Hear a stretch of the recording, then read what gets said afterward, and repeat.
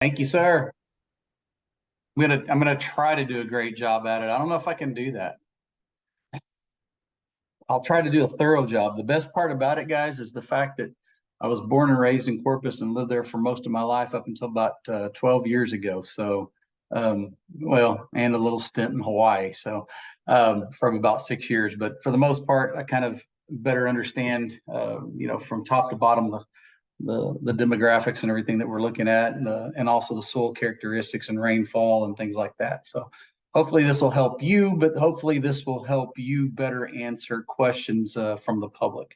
That's kind of my goal. There's a lot of different aspects of plants we need to think about when we look at plants and trying to solve problems. We have our environment, we have common pests, insects, or diseases that occur with those plants. And then also we have plant and soil water relations that we have to look at as well. So as we go through this, what time are we ending? At 8 or 8:30 or what? 8:30. 8:30. Okay, so I got 2 hours to speed.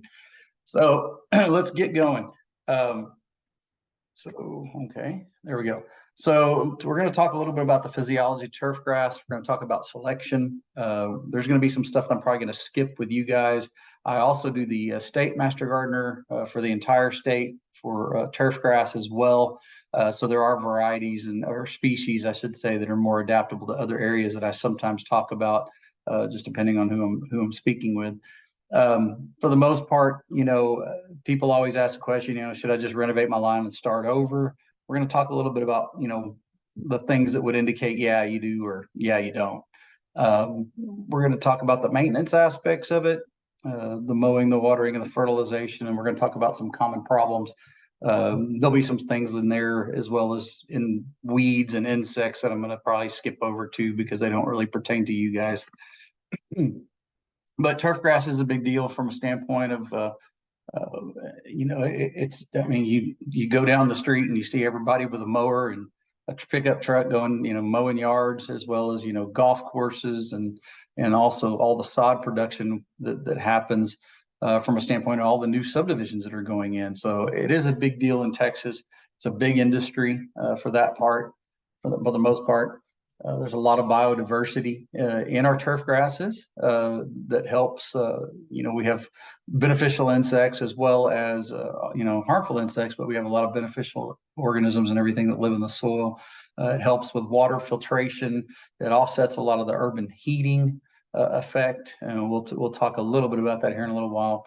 But there's also some things where they actually use turf grasses and such for remediation of some of the chemicals or contaminants in water and things of that nature in large scale production facilities. Like Alcoa was one that I can bring up, that they had a big aluminum plant that they were using all types of grasses and plants and things like that to remediate some of the harmful, or not harmful, but excessive nutrients and things that they were pulling out of the process.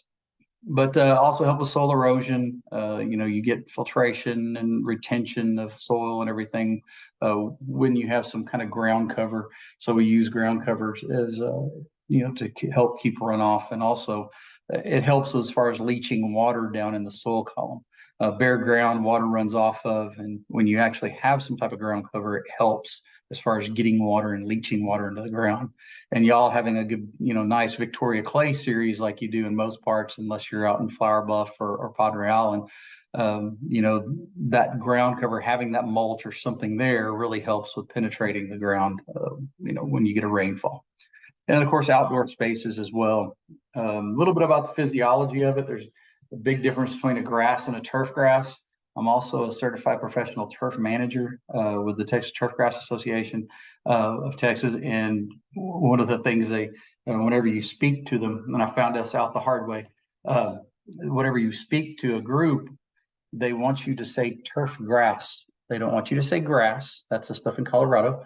And they don't want you to say turf because that's the fake stuff. So they want you to say turf grass. So they actually make you sign a little document that you'll refer to everything as turf grass. There's about 500 species plus of grasses that grow in Texas. The whole thing is, the biggest thing is that turf grasses survive mowing. and there's only a few that actually do that.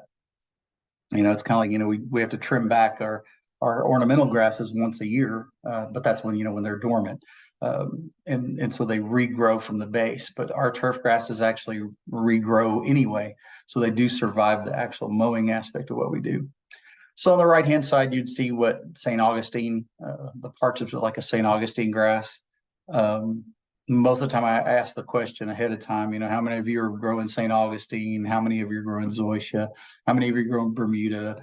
And then the last one is always, how many of you are just growing weeds? And that's where I get the biggest raise of hands most of the time. But for the most part, most of your grasses, they have a growth point right there on the right-hand side where the node is. That's where the growth point is for St. Augustine. This comes into play later as well when you start talking about some of the funguses and things that attack St. Augustine grass specifically. Zoysia and Bermuda grasses, they'll still run out and everything, but they kind of have a rhizome. Some of them have a rhizome and some of them are clump type grasses. So the biggest things that affect, when it comes to turf grass selection, you've got to look at some different aspects of it. One of them being water quality. You need to look at shade tolerance. Down in South Texas, of course, we have some nice big oak trees and everything that can cast a pretty big shadow, especially if you live in some of the older neighborhoods. But for the most part, there's things that you can do, and we'll talk about that later about what can be done for shady situations. What's the usage? You're going to have family, friends come over, you're going to have volleyball parties or, whatever it may be. You have to think about traffic. You have to think about compaction and things of that nature.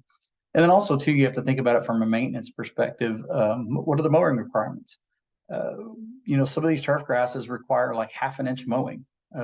In fact, we just recently planted a turf grass trial at our extension office in Conroe, and one of the grasses they sent was a paspalum. My gosh, it requires 1/2 inch of mowing, and I was excited to see it. And when I saw it and I realized that it was only 1/2 inch mowing, I was like, man, there's homeowners aren't going to want to put this in their yard. You have to completely change your mowing. You can't use a rotary mower. You're going to have to end up using a reel mower, REEL. And some of us are probably old enough to remember what those are. And the biggest thing is that if you don't have that kind of equipment, now you got to spend more money on that. So you got to kind of know what the mowing requirements are and the requirements of the grass as far as how it needs to be maintained. So a lot of times, people do by feel. Guys that play golf, we walk around and we look at the grass, see how soft it is, and how it's going to play, and all this other stuff. And when we get into the rough, we don't want to be there, but we see typically low density turf grasses out in those rough areas. Then for your fairways, or right off the fairways, or even in the fairways, most of the time you have a high density type turf, and you can tell that it's high density is more compact. There's just a lot more leaf matter tighter together. The right hand side would be like a common Bermuda grass. Left hand side would be like Tiff Eagle or Tiff Turf or something like that. That's a little bit tighter. Texture, and then we're talking about also about leaf width. If you look at a Bermuda grass versus a St. Augustine grass, St. Augustine's have a very, very wide leaf blade as opposed to a fine texture like Bermuda grass does. And there are, when you get into the Zoysia grasses, you have variations in leaf width, and that does help as far as within the species of Zoysia grass, that helps with the shade tolerance. You also have color variations within some of the varieties. Some are very deep dark blue-green color, and some of them are more of a lime green color. And as you go along and experiment and look at different things as you see them, you'll understand the difference between Raleigh and Floritam. Floritam's a very deep blue-green color. Raleigh tends to be a little bit more on the limey green side. Even though it's dark, it's not as dark as what a healthy Floritam would look like. So stolons, this is most of your St. Augustines. You got rhizome types, and then you've got bunch type grasses. And a lot of times we see bunch type grasses more as a weed than we do an actual turf grass. But when it comes to turf grass selection, you kind of have to look at the climate map, which always kind of cracks me up because You get all the cool season grasses, and if anybody is from the north, you're thinking more of, oh man, I wish I had some Kentucky bluegrass or things of that nature. We don't grow them down here for a reason. They burn up. But this map always kind of cracks me up because it calls the whole coastal region a tropical environment, which I lived in Hawaii for 6 years. I can tell you it's not tropical. But it can be semi-arid in some cases. And after the past 2 summers, we probably want to call it just the desert. But anyway, you can see that there are variations of where the transition zones are in Texas. You've got on the north end of the state, you can have some of the cool season grasses that will thrive there. They've actually got some newer varieties that will work up in that area that are cool season grasses, but for the most part, a vast majority of Texas is warm season turf grasses. And so with that said, you have Bahia grass, Bermuda grass, buffalo grass, centipede grass, Seashore paspalum, St. Augustine, and zoysias. And then of course there on the right hand side you see kind of what the cool seasons are. And this is a good pictorial of how they grow differently. You can look at this and kind of get an idea of why there's some things out there that are, and I'll point them out as we go, but how we fertilize and what kind of products are on the market. We get a lot of kind of influence from the north. As you can see, we start up in the spring and then we grow till the fall. And then we kind of have a dormancy period, unlike the cool season turf grasses where they kind of go up and down, up and down. So they have like a summer dormancy that they experience. You can see the adaptability chart as far as St. Augustine grass up on the left-hand side, how adaptable it is across, mostly the central and eastern portion of the state. Here's some of the varieties that are out there that are common type varieties. One thing to point out, the two that are on the very bottom, FJ Select, the third one from the bottom, FJ Select is one that would be your kind of like in San Antonio area. It does well up in that area. The two newest ones, Cobalt and Provista.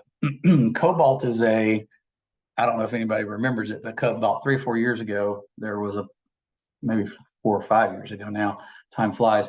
There was a St. Augustine coming out called Tamstar.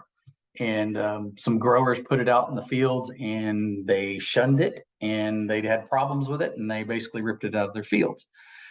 So they went back to the drawing board and did some more research and found out that there were some other varieties in the system that worked well. One of them being Cobalt. That one is one that is a dwarf variety of St. Augustine. It doesn't grow really fast. In fact, I was just talking to one of the growers here when I picked up our varieties for our test plot. And he said that, it's going to take me like a couple of years to really get the fields going just so I can start cutting. So he was talking about having to triple the acreage that he puts into Cobalt because it grows so slow. And I was like, wow, man, that's my kind of grass. Grows slowly. That means it doesn't require the same amount of water, probably doesn't require the same amount of mowing, which saves me time. So I'm thinking, oh, wow, this is kind of sounding good. So I'm anxious to see what kind of tests, what we can see from the tests that we're doing with it as far as its ability to withstand drought and things of that nature. And, reduced fertilization. If it doesn't grow that fast, it's really not utilizing a whole bunch of nutrients too. The last one there is called Provista. This is something out of Monsanto. This is your first Roundup ready type turfgrass. It supposedly you can basically spray Roundup over the top of it and it will not harm the turfgrass at all, which is kind of an interesting theory.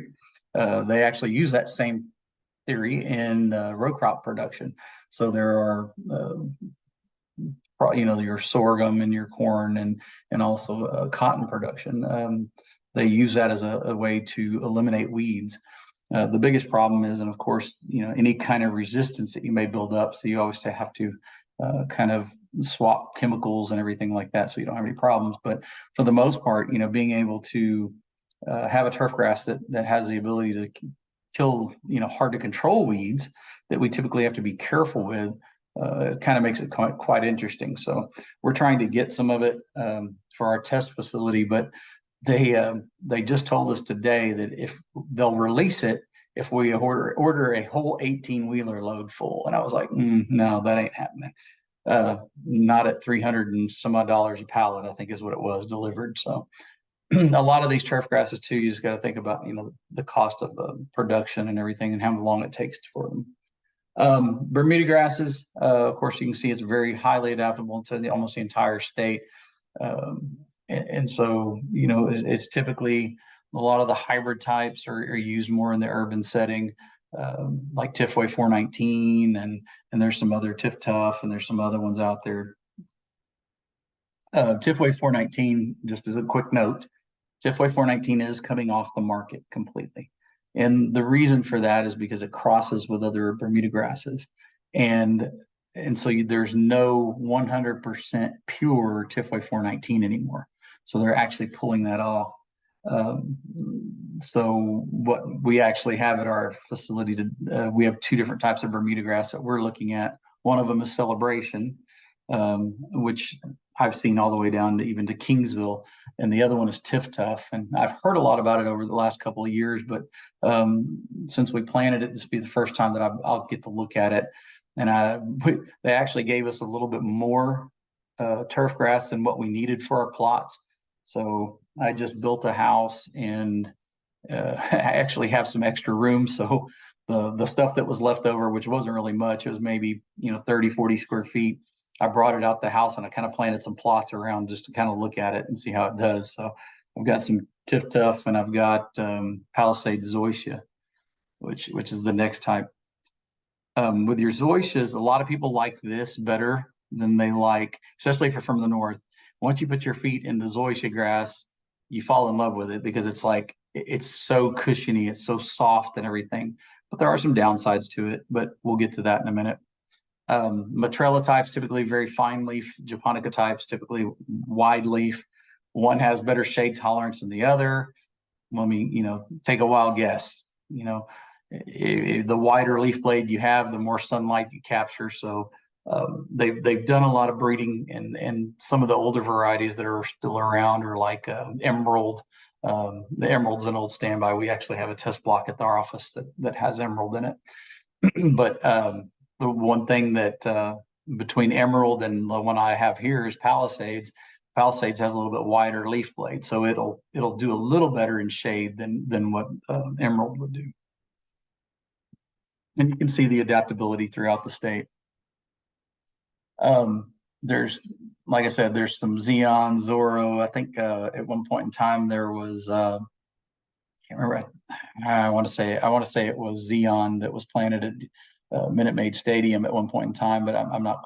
I can't remember. It's been a couple of years since I remember that one. But one of the ones that I saw up in the Hill Country area was Jammer.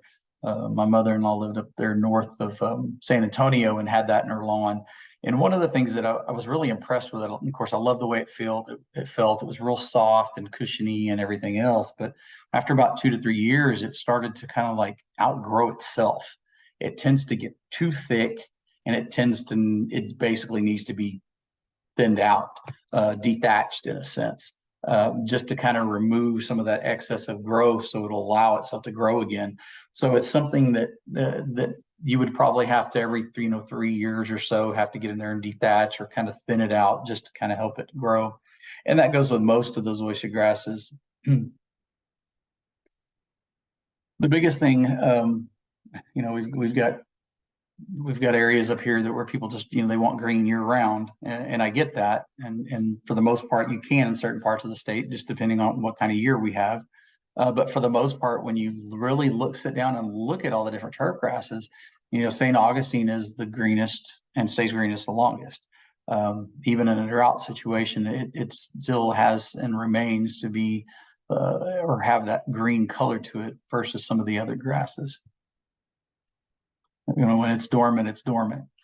But then you have to look at the facts that, what are the strengths and weaknesses of the grasses? What are you going to be utilizing it for? We get a lot of phone calls from about shade because we have a lot of shade trees and we have pine trees up here.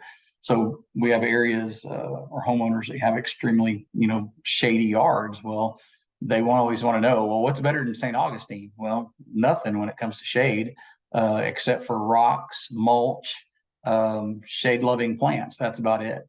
Hardscape, or any kind of plant that survives the shade, that'll work. But turf grass, it's real hard to grow in deep shade. If you get less than if you get 4.5 hours of of sunlight, it's going to be hard to grow. It's real difficult to keep it sustainable as far as St. Augustine is concerned when it's in shade.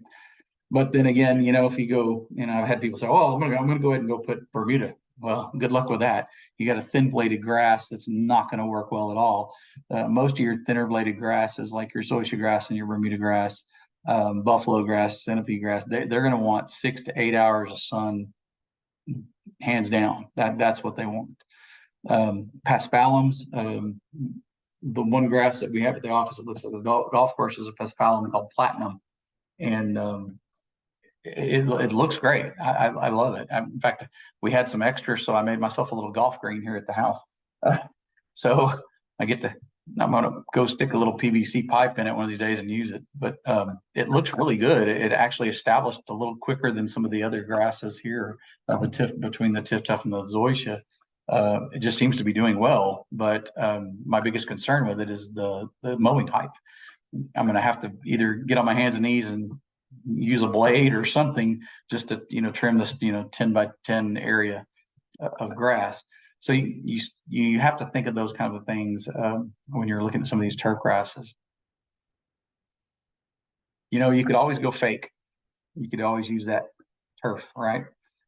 This was in San Antonio at a McAllister's. In fact, I was walking across the crosswalk and there was a car right to my left, and I was taking the picture and almost got run over. But I was showing that it looks dirty. Well, there's sunflower seeds on it. Obviously, been some baseball teams in there or something, but there's seeds and there's debris on it, so it still has to be cleaned. And I don't know if many of you, have seen some of the stuff, but my son played baseball, and they played a lot on some of these fields. Well, there was a big deal about them. I think 2020 or 60 Minutes had a deal one night about these sports fields not getting cleaned. That kids were getting infections and stuff like that, because they were on these fields, and somebody else spit, blood and whatever else. Well, it has to be disinfected. So, disinfecting something takes, time, energy, water, etc. So that may not be the best thing in the world. The biggest thing is that on a 98-degree day, asphalt's cooler than what synthetic turf is. Bermuda grass on 98-degree day, it was 104. So it dissipates a lot of that urban heat that we sometimes get.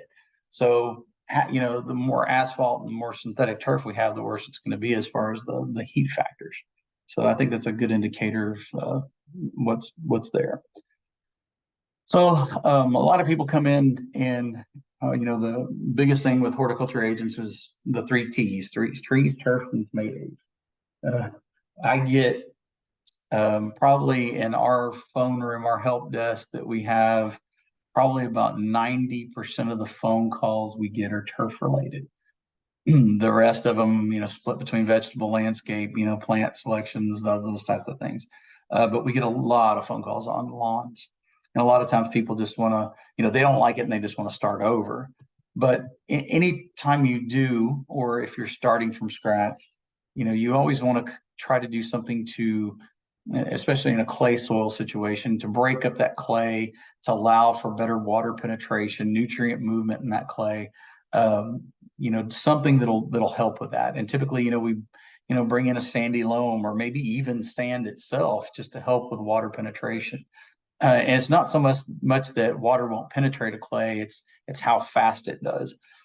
Sometimes it just penetrates so slowly, it's harder to get water into it.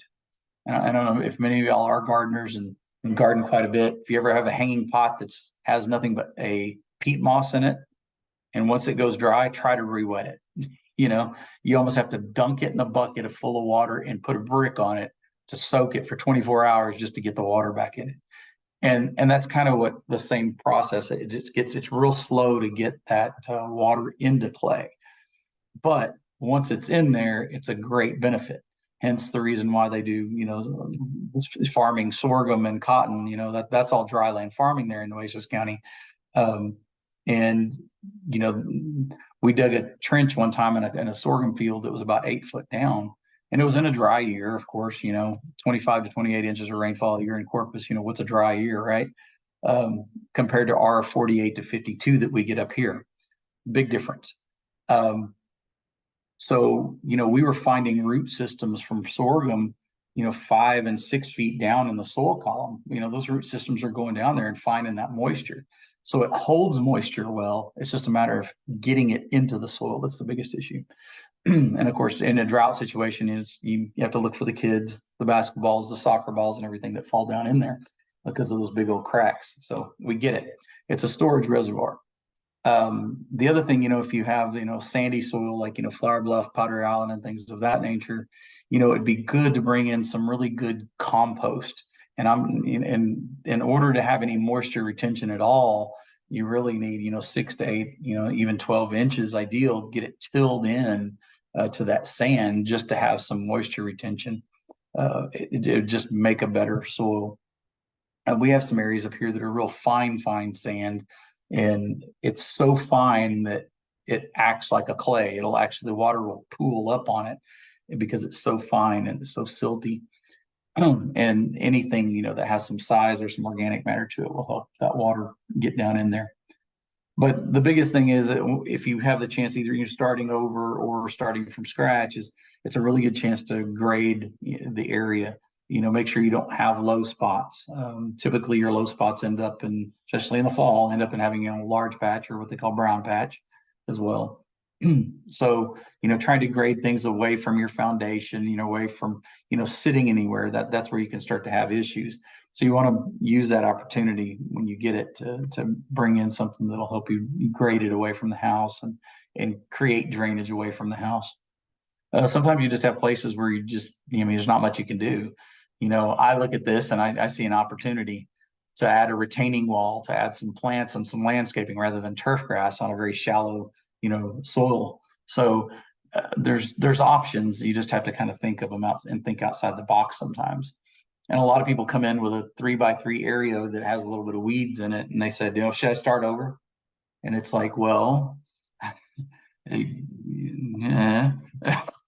Do you really want to go buy at $300 a pallet or $200 a pallet or whatever the grasses you're getting when you can just buy, take the area, scrape it off, and put down 5 pieces of sod? So, you really have to kind of look at it from a different perspective, especially a water conservation perspective. And I remember leaving Corpus in 2012 and coming up here to Montgomery County, and wow, I remember seeing, lake levels, less than, 25% capacity. And then, that scares you from a conservation perspective. Why are we really wasting so much water on this lawn? Does it really need to be that green? But the whole thing is when you have issues with your lawn, you have to ask a lot of questions. And then the questions typically are, what kind of variety is it? Is it a common? Has it been around for 40 years? Well, what's the largest size of these voids that you have? What can be done about them? And a lot of times I get the phone call that, in fact, I got some pictures this last week from a gentleman that sent to me, and he said, "What is this grass? It's invading my St. Augustine." And I had to giggle because I'm looking at St. Augustine, but I'm looking at Bermuda grass. If Bermuda grass is invading a St. Augustine, what's the problem?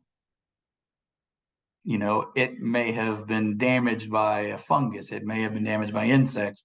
And now the other grass is growing in. It's not just a short-term problem. The first thing people, and I know some of you already thought about it, well, the St. Augustine needed more water. That's not the case. So you have to kind of dig deeper sometimes when we look at, what's really going on. Aerification, especially with clay soils, every 2 to 3 years, I think aerification should occur. And, right here, you're looking at a core aerator. You're not looking at just a spike aerator. You're looking at a core aerator. And those core aerators, they're big or small, just depends. And, why do we want to aerify? The biggest issue is that, we have, typically clay soils are real tight and there's not a lot of oxygen in there. But once we add some oxygen to it, that spurs the plant to grow, allowing root systems to grow and spread and move. We got to loosen that soil up somehow, some way. It allows for better water penetration. So when you get a good rain, when we do, heck, I'm going to have to mow weeds here tomorrow. It's just the grass was not really growing. Now all of a sudden I'm going to have to mow like every 3 days. It's just kind of the way it is, and there's a reason why. Of course, it's providing air because it's hitting the ground and you're getting some oxygen in there, but you're also putting in, rainwater, which has nutrients and everything in it that our drinking water does not. Our drinking water has things in it to help us drink it. So sometimes we have to ask that question: why are we wasting water on our lawn? Anyway, just depends on where you are and what you like. One of the other issues that we can do or aeration is because of thatch buildup. I will say this: I don't see, in fact, in the 11 years, almost 12 years I've been here in Montgomery County, I have seen maybe 1 or 2 cases of thatch. And it's because they have a riding lawnmower that has a side discharge and they weren't mowing over the blades multiple times to break the blades down. Most of the mowers nowadays come with mulching blades. And so we have so many mulching mowers now. So we're actually kind of getting away from thatch issues. But you still have people out there that will over fertilize and overwater and overmow, so they can kind of, sometimes they create their own problems. That's one of the other reasons why we do it. It's to decompact that layer and allows for some better water filtration and nutrient management. And sometimes what we can do is go right behind a core aeration and add some type of mulch or compost, or even a fertilization. Some people will do. Some people will actually put in, maybe dress it with some sand, especially if they have a real heavy clay. But you want to make sure timing, and I know everybody's got this on their mind right now. Well, when do you do that? How many of you ever, got out there and got a big load of 10 yards of sandy loam and spread it? When do you do that? And that's the thing, is a lot of times we're seeing up here in on radio and some of the things of that nature that these guys are advertising all the time, and they want you to do it now.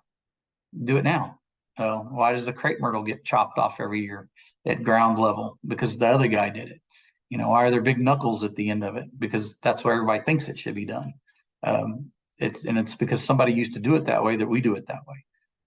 So we have to be careful with those things and kind of think a little bit more clearly, especially when we're dealing with homeowners and trying to get them to solve their issues. The reason why we want to get an aeration and we want to do a core aeration is because we're pulling soil out of it. We're decompacting. So you're going to pull it out and you're going to have this tube, and that tube is going to expand. Well, when it expands, it has air in it. Unlike a spike aerator, if you have 2 spikes that go down, it compresses the soil in between, and then when it relaxes, it just goes back to the way it was. So doing a core aeration is the biggest and best thing.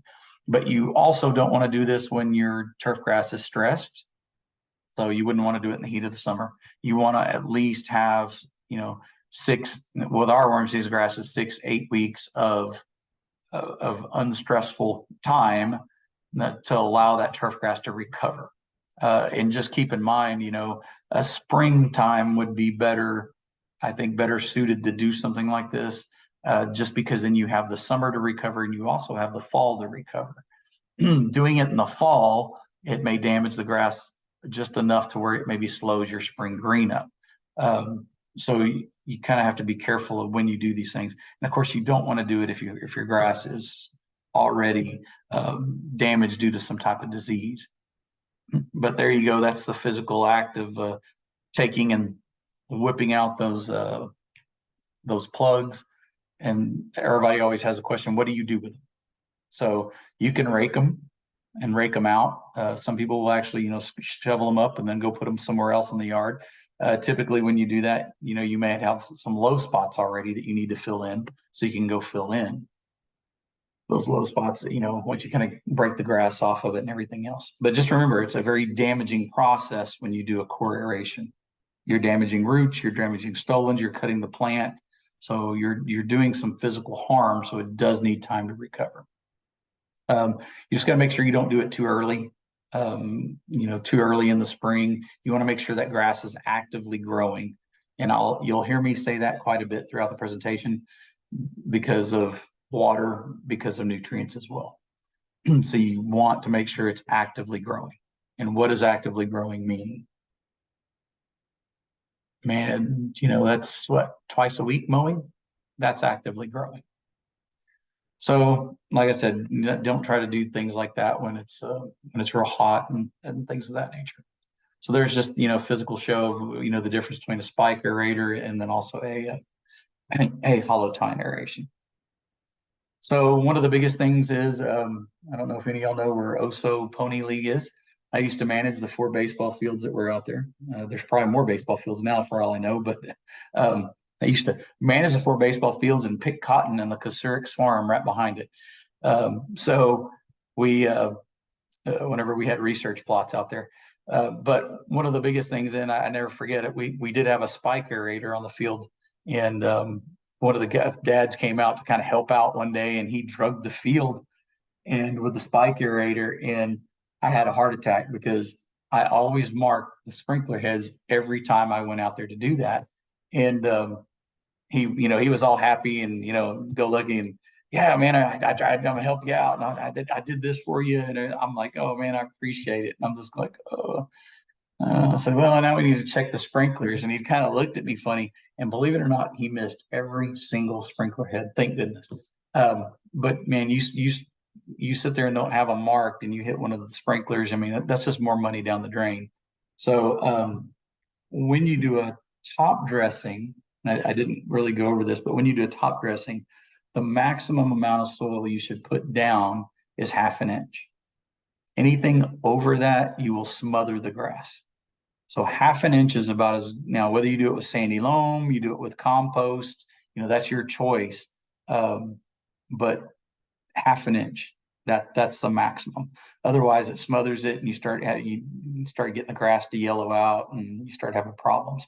But one of the things is when you have a sprinkler system, you're probably going to have to go back and readjust the height of some of the sprinklers.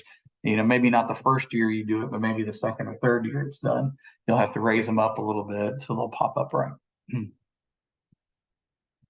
So now we'll talk a little bit about some of the planting methods of some of these grasses. Of course, sod's the most expensive, just now because of freight. In fact, a lot of times what we're running into is that if you're within 25 or 50 miles or something like that, they have a 2 pallet minimum. If you're outside of 50 miles, it's like a 4 pallet minimum. So and plus they charge you for delivery. So the diesel itself, being as high up as it is, it's causing some of the issues as far as being more expensive. The other thing is the variety itself within the species. So if I go buy just common St. Augustine, I can go buy it at the box stores or whatever off of a pallet for 99 cents a piece for a sod. But when you get into it and you start really looking at I'm going to buy a newer variety or something like that, and you have to order that, you're looking in the neighborhood of some of the, I think common was like 190 to 200 as far as a pallet, and then when you get into some of the other varieties are 220 up to I think the zoysia that I'm looking at is 295 a pallet. And a pallet covers about 400 square feet. So, the whole biggest thing is the labor aspect of putting that sod down. It is labor intensive. There's certain things you have to do to prepare the soil, and there's certain things you have to do afterwards in order to really get that grass to establish, and you have to lay it properly. I always when I'm in a live class, I always kind of ask the crowd, what do you see as problems here? And I tell you what, this is a good little interactive time for you to look at it closely and see, what are the problems that you see with this? Y'all can just type into chat if you like. I'll give you about a minute. minute to not hear my voice, right?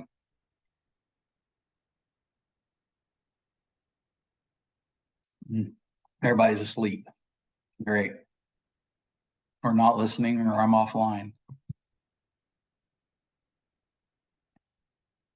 Ah, there you go. hmm This is a rolled sod. I'm here, Michael. Okay. Oh, I figured everybody's asleep already.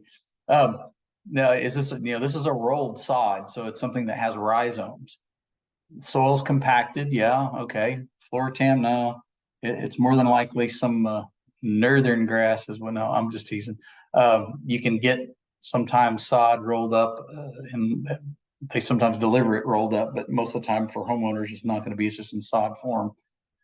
So one of the issues that I see right off the bat is the ground's dry as bone. So the preparation of putting that sod down is important. You must have some water down when you put it down. Otherwise, what happens, especially most of these sod pieces that we get, they have a clay layer on them, and what happens is that if you put it down on dry ground, that dry ground is going to soak all that moisture out. So we already talked about the fact that it's hard to get moisture in sod, I mean, in a clay. So now we're robbing moisture from the bottom, and we're going to try to put moisture on top to get it in, but it takes so long to get it in that you may never catch up. In fact, I did have a gentleman a couple of years back that came to my office and said, "Here's my yard," and it was a picture of his front yard, dead as a hammer. And he said, "I had it installed on a Friday. I came back on a Tuesday, and that's what it looked like." And he said, I said, "Wait a minute, you came back on it." So Friday it was installed, Saturday, Sunday, Monday, and then Tuesday, that's what it looked like. And so I had so many questions. Number one, what did you do to the ground beforehand? Did you put some kind of herbicide down? Did you water the grass? Did you do? No, I didn't water the grass. Well, so needless to say, that was part of the issue. So as you look at this a little further, a lot of people don't see this, but maybe I'm just a little anal, I don't know. But on the left-hand side where the person is leaning against the shovel, must be a government worker, you can see right about hip height, there is a nice big old gap between the sod. That's what we don't want to do. We want to put that sod as tight as we possibly can. In fact, sometimes what we do, in fact, what we did it might be a zoysia. But what we did in our plots is we actually had some compost, so we kind of filled in those gaps if we had any gaps, anything like that, or some kind of soil or something to put in there, just to make sure things stay tight and you don't lose a lot of moisture that way. All right, read that. Okay, so all right, just like that, checkerboard, right? So stagger your pieces as you go along. Soil preparation is very important. Don't do this. They're just trying to keep it wet. But the fact is that I've actually seen people do that where they want to start over in a place and they don't even tear the grass out. They just throw the sod on top. And you got to think about it. What happens? Well, now you just created a fungal mat up underneath because the grass is going to start to decompose up underneath. It's going to stay moist, humid, and it's just the decaying matter. So now it's going to pull nutrients away from the grass that's already being put down. So you don't want to do something like that. Okay. Just make sure you start with good fresh ground. There used to be plugs for zoysia and St. Augustine. In fact, my house that I had in Calallen, I actually started my whole front yard. It was Floratam. There was you could actually go to the orange box store over there in Calallen, and I could buy flats, 18 plugs of Floratam, St. Augustine.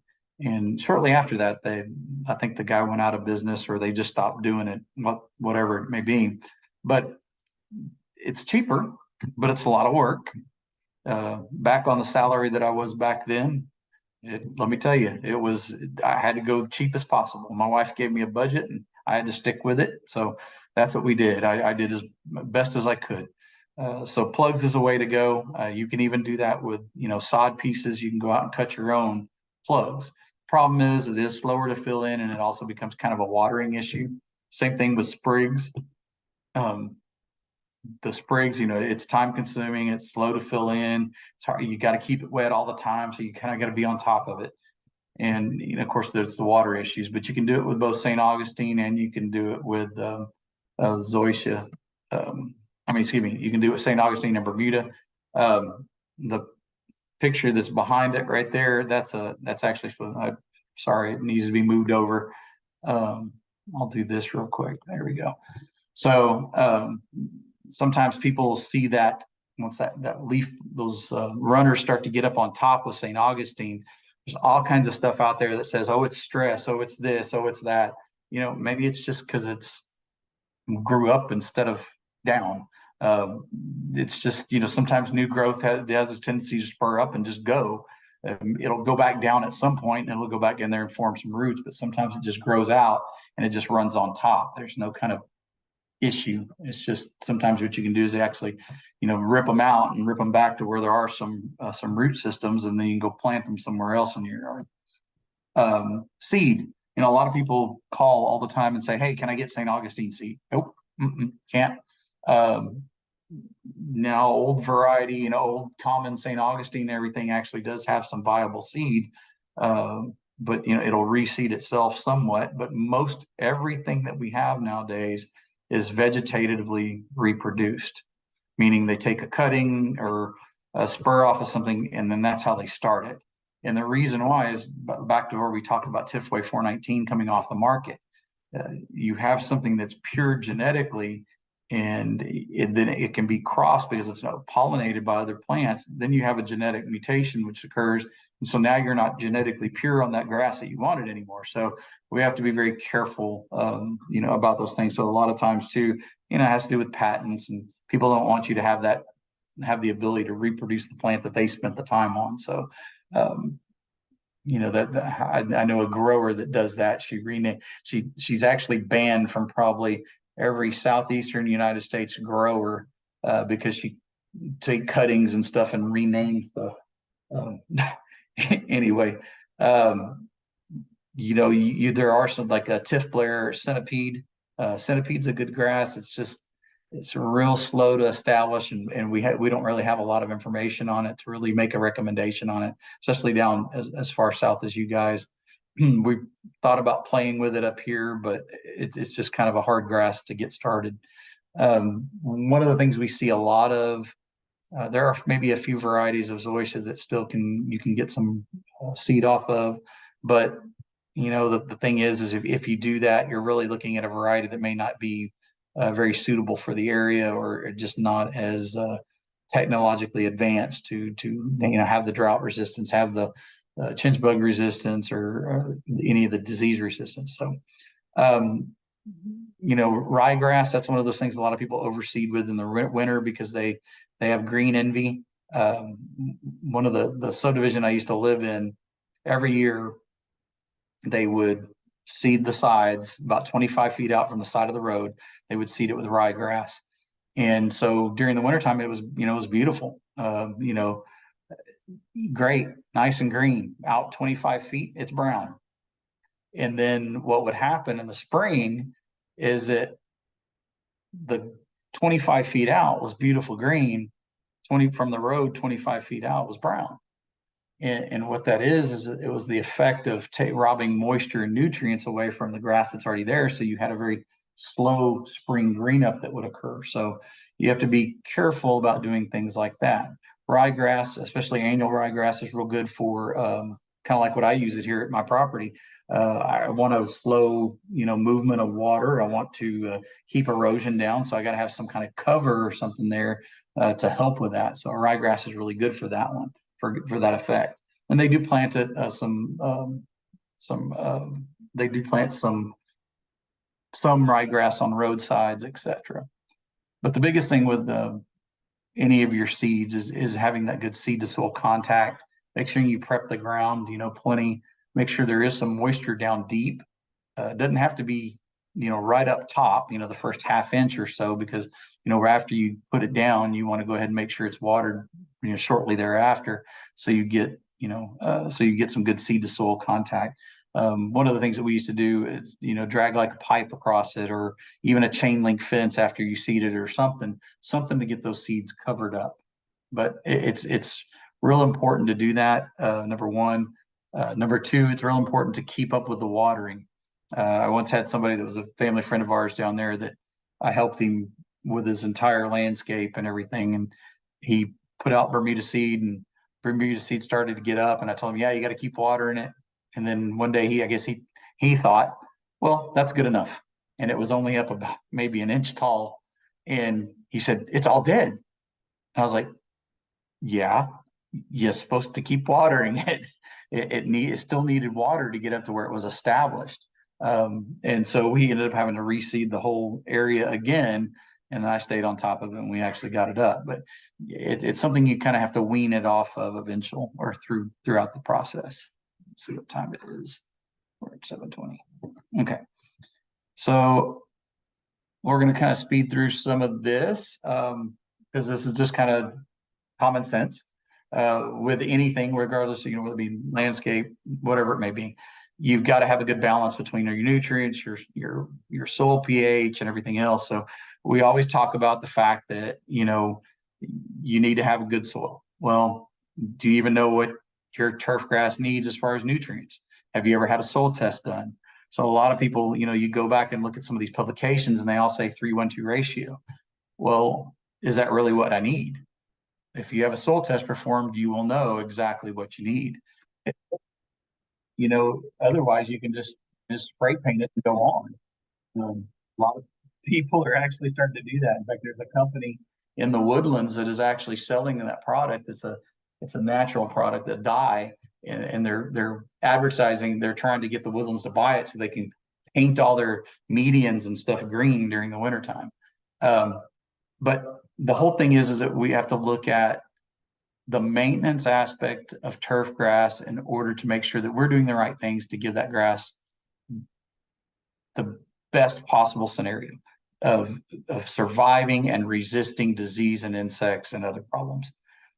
Mowing is one of those things that's just been, it's just something that you have to do. There's all kinds of little people, that want to put native ground covers and things like that, and that's fine in some cases, but for the most part, like some of our subdivisions up here that are homeowners associations, they won't allow stuff like that. They want manicured green. It's kind of crazy, but this is the way it is. And coming from Corpus and Callan or anything else, let me tell you, it's an adjustment. But you've got all kinds of mowers nowadays, like we're talking about. A lot of these mowers have mulching blades on them and everything, so they help with the clippings and putting them back down on the grass. Bottom left there, being one of those nice little reel mowers, or even the one right next to it, the more high-powered reel mower. Of course, now you got to think about for compaction as well with some of these big riding lawnmowers, zero turn mowers, and they got pretty big wheels and they're pretty heavy. So you can get compaction issues real quick, especially right after a rain, where you have some kind of, the soil's kind of a little squishy. You'll get some compaction issues that can occur. Of course, how many of you remember the good old days when they had I think it was a Black & Decker corded mower? I mean, imagine that. Now we have all these, but we even have riding mowers with big lithium batteries and stuff on them. So it's kind of neat how technology has kind of, it's changed, even to the degree we have things now like you have a Roomba inside that vacuums your house. Now you got one for the yard. And one of the biggest issues with mowers, and big mowers especially, is ditch lines. They actually have remote controlled mowers where a guy can go sit in a chair and mow a ditch, from a chair, and not have to risk, falling out of the equipment, or, the equipment sliding into the mud or anything like that. So they got all kinds of neat technology. And then these rainy years, we kind of have to resort to things that may float a little bit. Maybe something has a little bit of a blade on the back of it too. And then the hot years, we're gonna have to go AC. That's kind of the way we roll. And believe it or not, yeah, that one on the right is a real deal. I looked it up just for the giggles one day, and looked up the price for it, and I think I fell out of my chair. I said, I think if you just go fast, you might get enough air conditioning. But the whole thing is that, mowing is one of those things that we just have to do. And, I wish we had a sustainable system, but we kind of do, kind of like the bottom left. You just kind of move that around the yard. You can get some good traction out of that. You'll get the fertilization and you'll get the lawn trimming. And that's kind of the way we have to look at the mulching mower blades. Those mulching mower blades do help as far as utilizing those grass clippings and putting them back in the soil. Mowing heights, like I said earlier, like cobalt, since it's a pygmy or a dwarf type St. Augustine, it's not going to really take a real high mowing height. Typically, with a lot of our grasses, we tell people are in the summer times, if St. Augustine, raise your mow up to 4 inches. That way it shades out the ground, you get less evaporation. So, raise it up to 4 inches. But sometimes those St. Augustines, if they're dwarf types, they may only like it at 2.5. And especially Bermuda grasses. This was a study that was done years ago. I mean, wow! I think this variety really likes 1/2 inch mowing height. I mean, you can definitely tell it doesn't like either the 2 inch or the 1.25 inch. So it definitely has a sweet spot, and every lawn can be a little different as far as that sweet spot. You just have to find it sometimes. The biggest thing is that the taller the grass, the deeper the root system. If you have long leaf blades, I mean, it's kind of like, you ever seen a guy that was 6'7" with size 4 shoe? He's going to fall down all the time. Okay. So needless to say, you have to have a good footing to have that tall grass. So that footing is very important for this fact that it's going to be getting the nutrients and the water. So the higher you keep it, the more water you'll be able to get down deeper. Those root systems will chase that water. They'll get down there, especially in porpoise. Don't mow more than 1/3 of the grass at one time. If especially with your thin bladed grasses, if you have a thin bladed grass like a Bermuda, you're making a commitment to mow almost 3 times a week. It's just the way it is. Because if you cut off too much at one point in time, like let's say you leave it for a week and a half and it gets real tall and you go back and mow it, what you typically mow it as, you're going to cut all the leaves off of it and it's going to kill it, or it's going to stunt it back to the point where it's damaged for a while. So when you damage it, it's going to be open to more disease and insect problems. So you got to be careful not to do those types of things. I always tell everybody about the neighbors that I used to have across the street from me when I lived over in Calallen. They would go on assignments. They were Customs and Border Protection guys, and they would leave town. Well, shortly after they would leave, their wives would leave and go see their family. And about a week and a half later, they would come back, and needless to say, the grass was, a foot tall, and they would mow it just like they had been previously when it was, they're mowing once a week. And they lost their turf grasses several times over the years that I lived there. So it's something you want to be very careful. Don't mow any more than 1/3 off at one time. Make sure that you have sharp blades. It doesn't mean much to you, but the left blade is shredded and it's got tears in it. Everywhere there's a tear and there's exposure, there's water loss. So there's a lot less water loss on a clean mow with a sharp blade on the right-hand side than there is on one on the left. So sharp blades are very important to make sure that you're sealing off and that grass is not losing a lot of water. So just some kind of food for thought, and then we'll take like a 5-minute break. Clippings for your mulching mower, remember they filter down in the grass. They're going to be used as nutrients eventually. They break down. So it can reduce your fertilization by 1 time a year at least. And it also adds organic matter, and it creates a more natural environment and improves soil too. If you have non-mulching mower, riding mower with the side discharges, make sure you run over those large clippings several times. When we bought a mower for our property, I needed to have a 0-turn mower where I could get some, large area done pretty quick. But one of the things that was kind of neat and convenient is they had like 4 different types of mower blades. They had just a standard, they had a low lift, a high lift, and a mulching. I was like, what? I didn't realize they had changed up and had so many different types of blades, but you may check, maybe I know for sure they make a lot of mulching blades nowadays. So the biggest thing is that, if you don't run over them again and at least get them small enough to break down, you have a slower decomposition rate. and you start to, the grass will yellow out. You start to create stress in the grass again, and now it opens it up to more fungal and disease problems. So, all right. So we'll take about a 5-minute break. Let you guys get some water, go to the restroom, whatever, and answer it. Just ask questions. I'll hang here, but at 7:36, I will start back up. So if anybody has any questions, just let me know.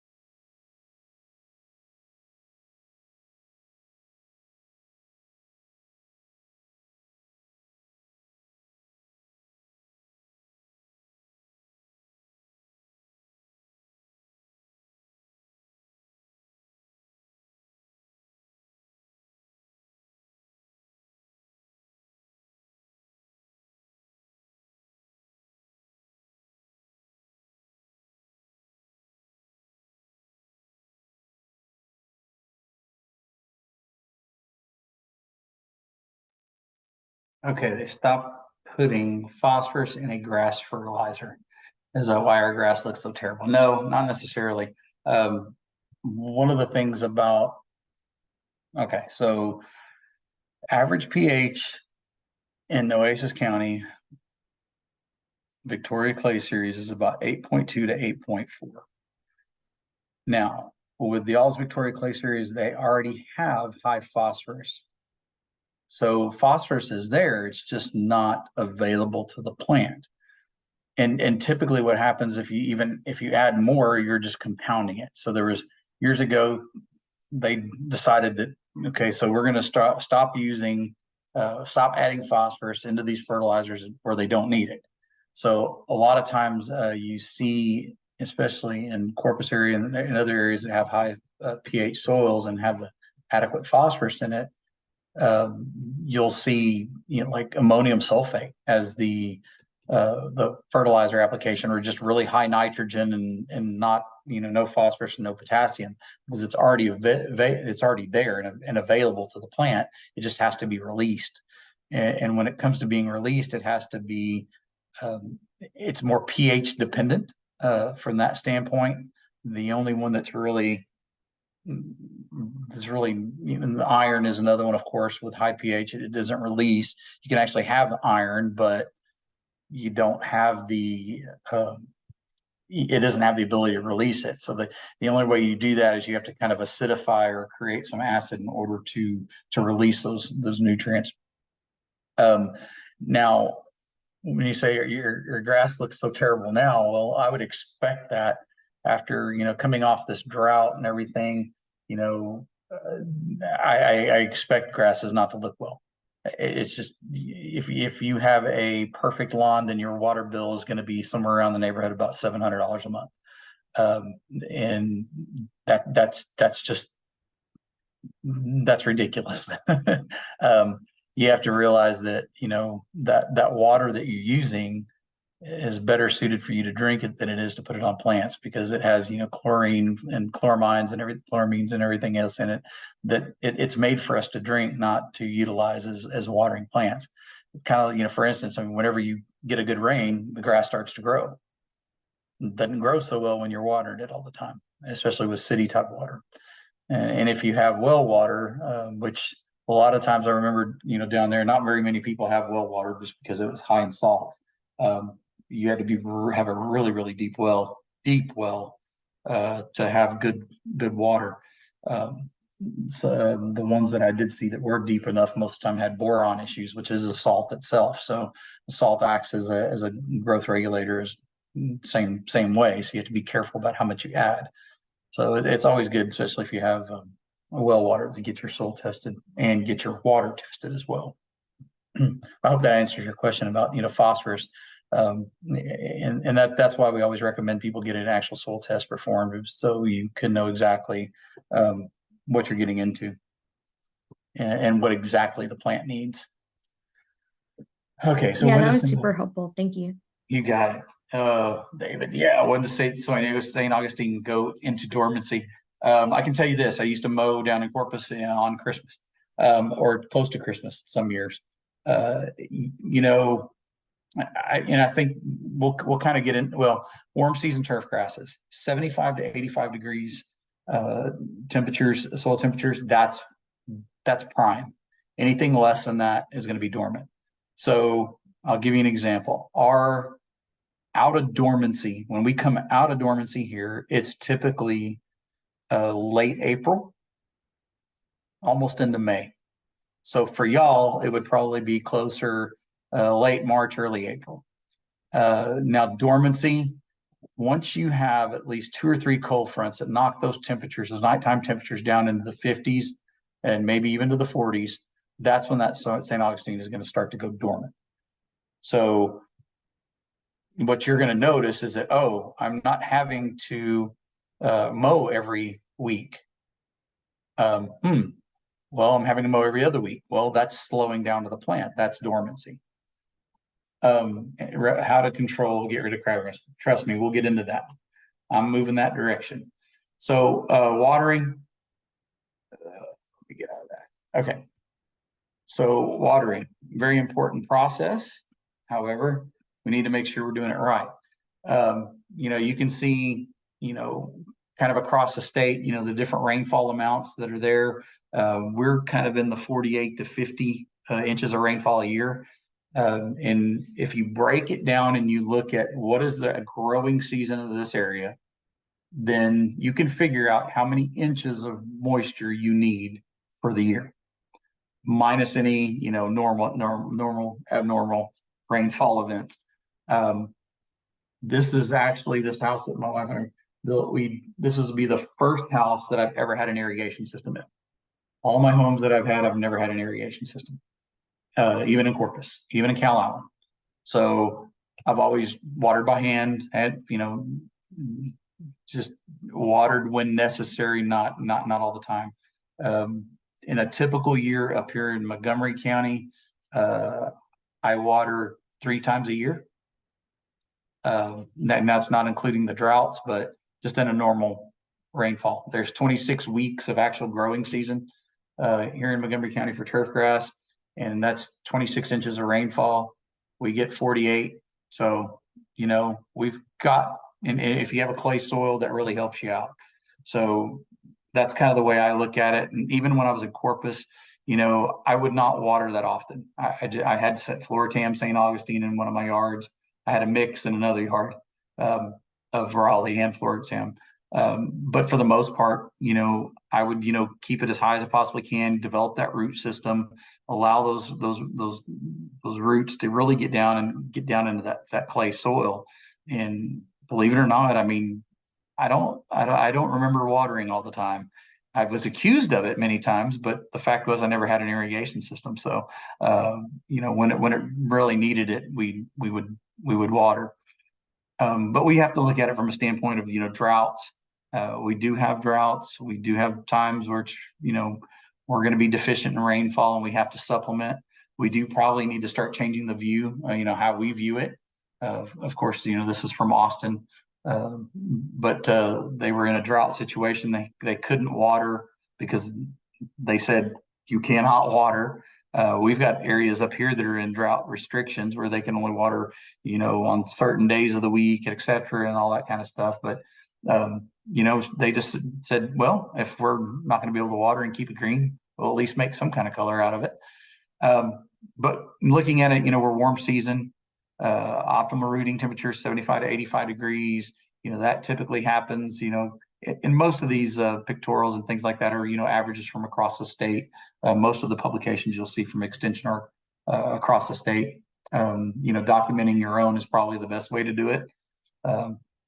So like I said, April 1st, down in South Texas, sometimes the end of March is probably a good time. Just depends. Some years it'll surprise you, but we really want to, do the best we can to, because a lot of people value their lawns. We want to not stress the lawns out as much as possible. We want to have that good green grass. So, we want to maintain a certain level of appearance, whether it be to beat out the neighbor or whatever it may be. But a lot of them, people get into those competitions. Some of the best yards I ever saw down in Corpus area with lawns were guys that they didn't even use fertilizers. They were just top dressing occasionally with some compost and not doing it every year. But watering as needed. Now today, there's so many new technologies and things out there. Rain sensors, zoning. You need to make sure everything's, of course, proper zoned. A lot of times we see up here where a house has been sold, somebody buys it, and when you turn on the lawn irrigation, it sprays in the landscape, or vice versa. So you need to make sure that things are zoned properly. There's a lot of stuff out there, like I said, moisture sensor feedback type of irrigation controllers. There's some that go off like the closest weather station to you. Of course, utilizing drip irrigation in your landscape. And of course, when you deal with clay soils, you want to utilize, cycle soaking. That picture that's on the right-hand side, when I was living in Cal Allen, there was a guy 4 houses down from me. Whenever he would water his yard, that's what I saw. And it was just one of those things that's very frustrating because it's basically water down the drain. One of the other things that really frustrated me too is that a lot of people would listen to the weather guy, and the weather guy would say, "Hey, guess what? It's going to rain this weekend. Not a whole lot, but enough to put your fertilizer out." And people would go do that. And then I would always tell my wife, "Will you watch? We're going to have an algal bloom, red tide, or something like that that's going to occur." And sure enough, that would happen because people would do that. And all that water that was going down the drain goes out into the bays and estuaries. So it's, having high nitrates and everything else, it spurs that algal growth. So we want to keep from doing things like that the best we can. Cycle soaking is something that we can utilize to say, how do we get that water in there slowly? If you see that water is puddling after about 10 minutes, then what you want to do is you want to shut it down in that station, allow it to water everywhere else, and then come back at a reasonable hour, behind that, and add that additional water. And what that it does is that allows that water to percolate down in there and allows that soil to absorb more moisture the second go around. So cycle soaking, if you go look at it, go cyclesoaking.tamu, you'll be able to find some information on how to do that properly. The biggest thing is to be aware of the different components of your irrigation system too. When we get into the snowpocalypse type situations, you need to make sure that you clear those backflow preventers, make sure that you drain them properly and drain your system properly so you don't start to have broken pipes. That was one of the biggest things right after the snowpocalypse deal. There were irrigation companies that said we're 4 or 5 months out just for a simple fix of changing a valve or something like that. So they were so backed up because of all the issues because people didn't properly shut them down. You can see right there that number 3 and number 2, those are your kind of the bleed screws, or the areas where you can bleed the system to get water out of it. I also suggest finding the lowest point in your yard where the head is at the lowest point, and sometimes just removing that head and opening up those valves will actually allow for a lot of water to go through it. If the line is full of water, it doesn't have anywhere to go except outward. If there's air in the line, the water will have somewhere to go as it expands and freezes. So you can reduce the risk of breaking your pipes if you do it properly. So, and here's just kind of a little schematic of what general irrigation systems look like. You got your valve boxes, you've got or you can manually turn them on, as well as, they connect to a controller, which turns them on, rain sensors outside. So just kind of a little brief overview of what they look like. And the reason why we even talk about it is the most important thing you can do is do an irrigation audit. Find exactly how much, find out exactly how much water you're putting out through your system. And having catch cans is a real important part of that whole process. These are some of the ones that I've used for years. It's basically just a 1.5 inch rain gauge that you can buy on Amazon or even at Ace Hardware or something like that. And typically what you would do is you'd turn on station one or whatever your turf area is. You would randomly place these out there in that station. And I mean randomly, not just in a row, like that one picture was. But randomly place them out there and then turn on your sprinkler system for 20 or 30 minutes and do something like this. And this is something that I used to give in the city of Corpus Christi Parks and Rec guys and some of the guys that maintain some of the baseball fields and stuff. Give them something like this in order to have them kind of better understand how much water they're putting out and how to make adjustments in their systems. So you can kind of see here, this was actually a gentleman up here, right across my county line into Walker County from Montgomery that I met with, and I gave him my cups to make an irrigation audit, and he was an engineer. So needless to say, he came up with the spreadsheet. Actually, I gave him the spreadsheet. He came up with all the values, and he even took it a step further at a later date when he sent me a different spreadsheet. And I was like, okay, that's a little too complicated for most people, but I get where you're going. But you can at least see, how much he's putting out in each of the stations. He did it not only for his lawn stations, but he did it for his landscaping stations as well. So here's the big kicker. If you apply 1 inch of water in a square foot, that's about 80 ounces of water. So when you look at that over, an acre or whatever it is, if you're not watering properly and you're overwatering, number one, you're hurting your grass, because if you're overwatering and you have too much moisture in the soil, you're depleting it of oxygen. So you're creating issues. So that also encompasses people who water too frequently. So I had a gentleman that came in from the Woodlands, just south of Conroe, came in. He said this was a couple of years back when I was only watering 2 to 3 times a year. His water bill was $350 to $370 a month. And I was like, there's no way, you shouldn't be watering that much. And the first year he came in, he didn't listen. Second year, he's like, okay, well, I was like, look, you're going to go through some adjustment period and it's going to happen. Well, 2 years later, he come back and he said, how many times you water this year? And I said, 3. He said, me too. He said, my water bill is only $120. I was like, wow. So that was cost savings in his pocket that he could take to the bank with. And so as an extension agent, that's very much what we want to try to do, is try to get people to go the right direction. A lot of people, say that, grass is a water waster, especially St. Augustine. Well, it's not really that. Was it established properly? Does it have a good root system? What kind of soil are you on? There's a lot of factors that are incorporated into that. So we want to make sure that we're watering properly. So doing those irrigation audits, we can come to a decision to say, okay, look, I've maybe got spray heads that aren't spraying in the right direction. I've got some that are, in fact, when I was out there doing the Pony League fields, when I first showed up, there was a green spot where every rotor sprayer was, and that was about it. It's because they were broken and they weren't popping up and they weren't spraying. They were putting out water, but only about the first 2 foot of the sprayer. So, we had to make changes and make those fixes and everything to make sure that we're getting good coverage. And that's one thing that I always like to say too, is that those irrigation systems are designed perfectly on paper. What they don't take into account is 30-mile-an-hour winds or 20-mile-an-hour winds on a daily basis, especially when you have an open field next to you. You may shoot 45, 50 feet in the other direction, but only 5 feet in the other because the wind's blowing right at it. So that's where you have to make change your angles, your inserts for lower angles to keep the water lower to the ground so it'll shoot further out. So there's all kinds of adjustments that could be made. But the main thing is just to show you the fact that, in a good situation, good established turf grass can withstand, 3/4 to even half an inch a week of water, rather than being the full inch of irrigation.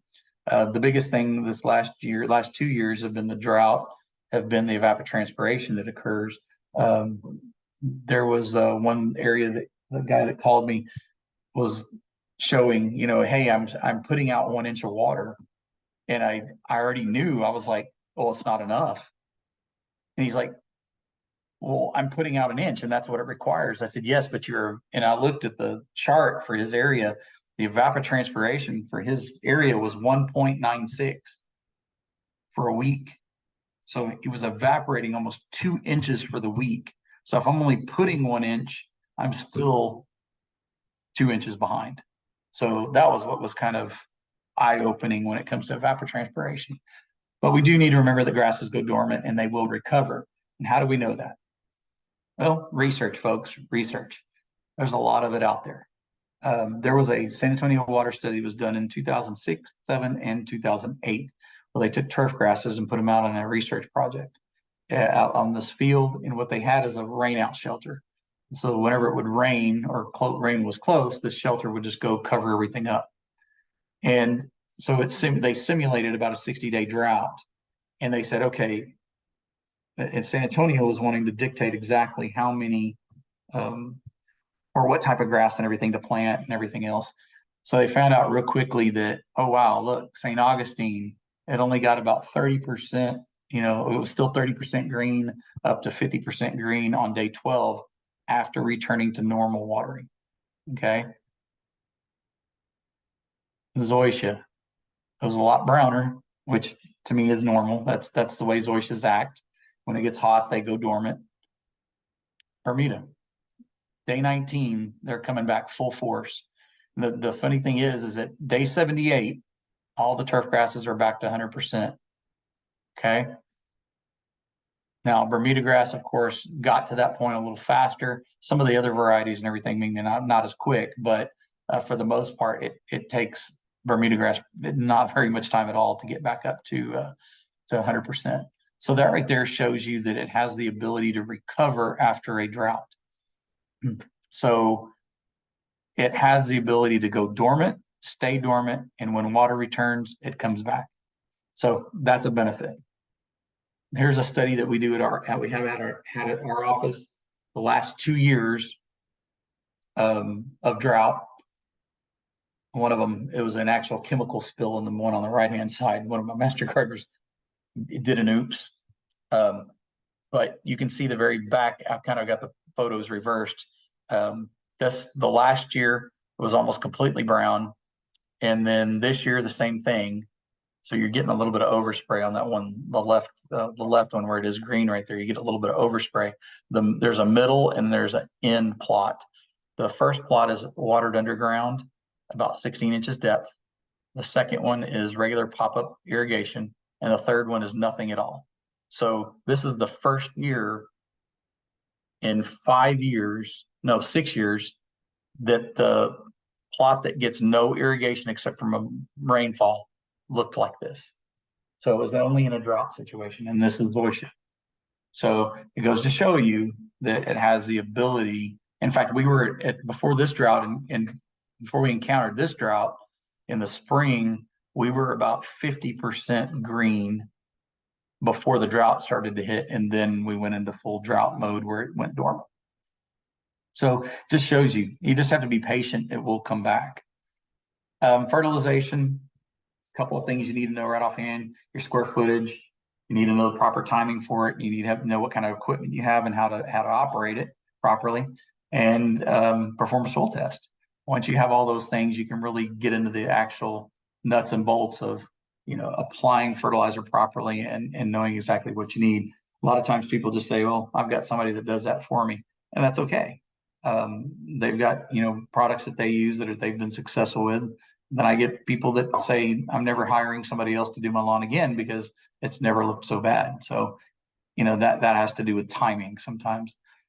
So every 2 to 3 years, at least soil test to see where you are, because most of the time when you get on a fertilization program or schedule, you'll sometimes build up certain nutrients that you don't really need. So you need to switch gears and change around to different formulations. So just remember though, anything that you do, if you have a mulching mower and everything, you're reducing that amount of fertilization that you need to put out because of having that organic matter. And with that said, even just top dressing with a compost is adding organic matter, nitrates, etc. So you wouldn't have to really worry too much about fertilization. So right now we're getting into this extent that we're going to be coming into fall and people are going to start talking about winterizing their lawns. How many of you have blankets to winterize your lawns? Probably not many, I bet. So needless to say, influence from the north. I did see one year where A&M, we had some cold fronts, and A&M had on their football field, they had some tarps that are out there. And what they do is they use those tarps to keep the warmth so the grass will stay somewhat together rather than being very sparse. You've got athletes and everything that are running on these fields and everything. So they actually had areas where they put these tarps, and they do allow breathability, and they allow water to penetrate, and they allow some of the sunlight to get through, but they trap the heat in. So that's the only reason why we had ever used tarps down in the south. We do have to keep in mind, how we utilize fertilizer. Too much, we get a quick growth spurt. It can encourage disease and insects, and if we don't use any at all, then we can also encourage disease and insects. There's just an example of a soil test. 3:1:2 ratio. I always hear 3:1:2, 3:1:2, and I see it in a lot of the publications, but fact is I hardly ever see that actual ratio in any of the soil tests that I get.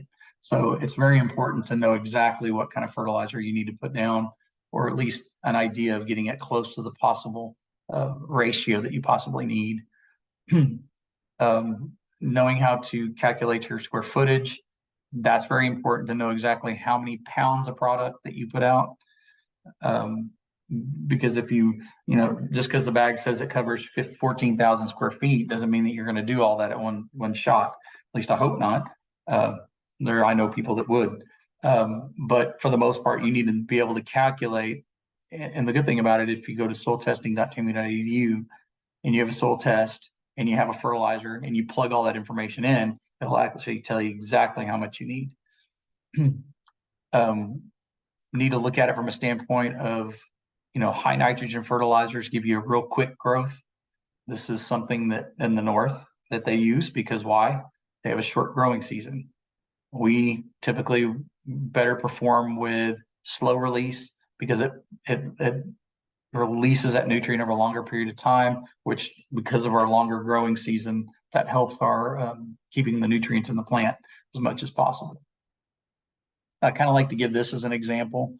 A fertilizer is 2500 and you need 1 pound per 1,000 square feet. How many pounds is needed? You have to think about it. 25 is a percentage. So it's nitrogen, phosphorus, potassium, NPK. So how many pounds would you need of a 2500 to make 1 pound of nitrogen? Any guesses? Anybody still awake?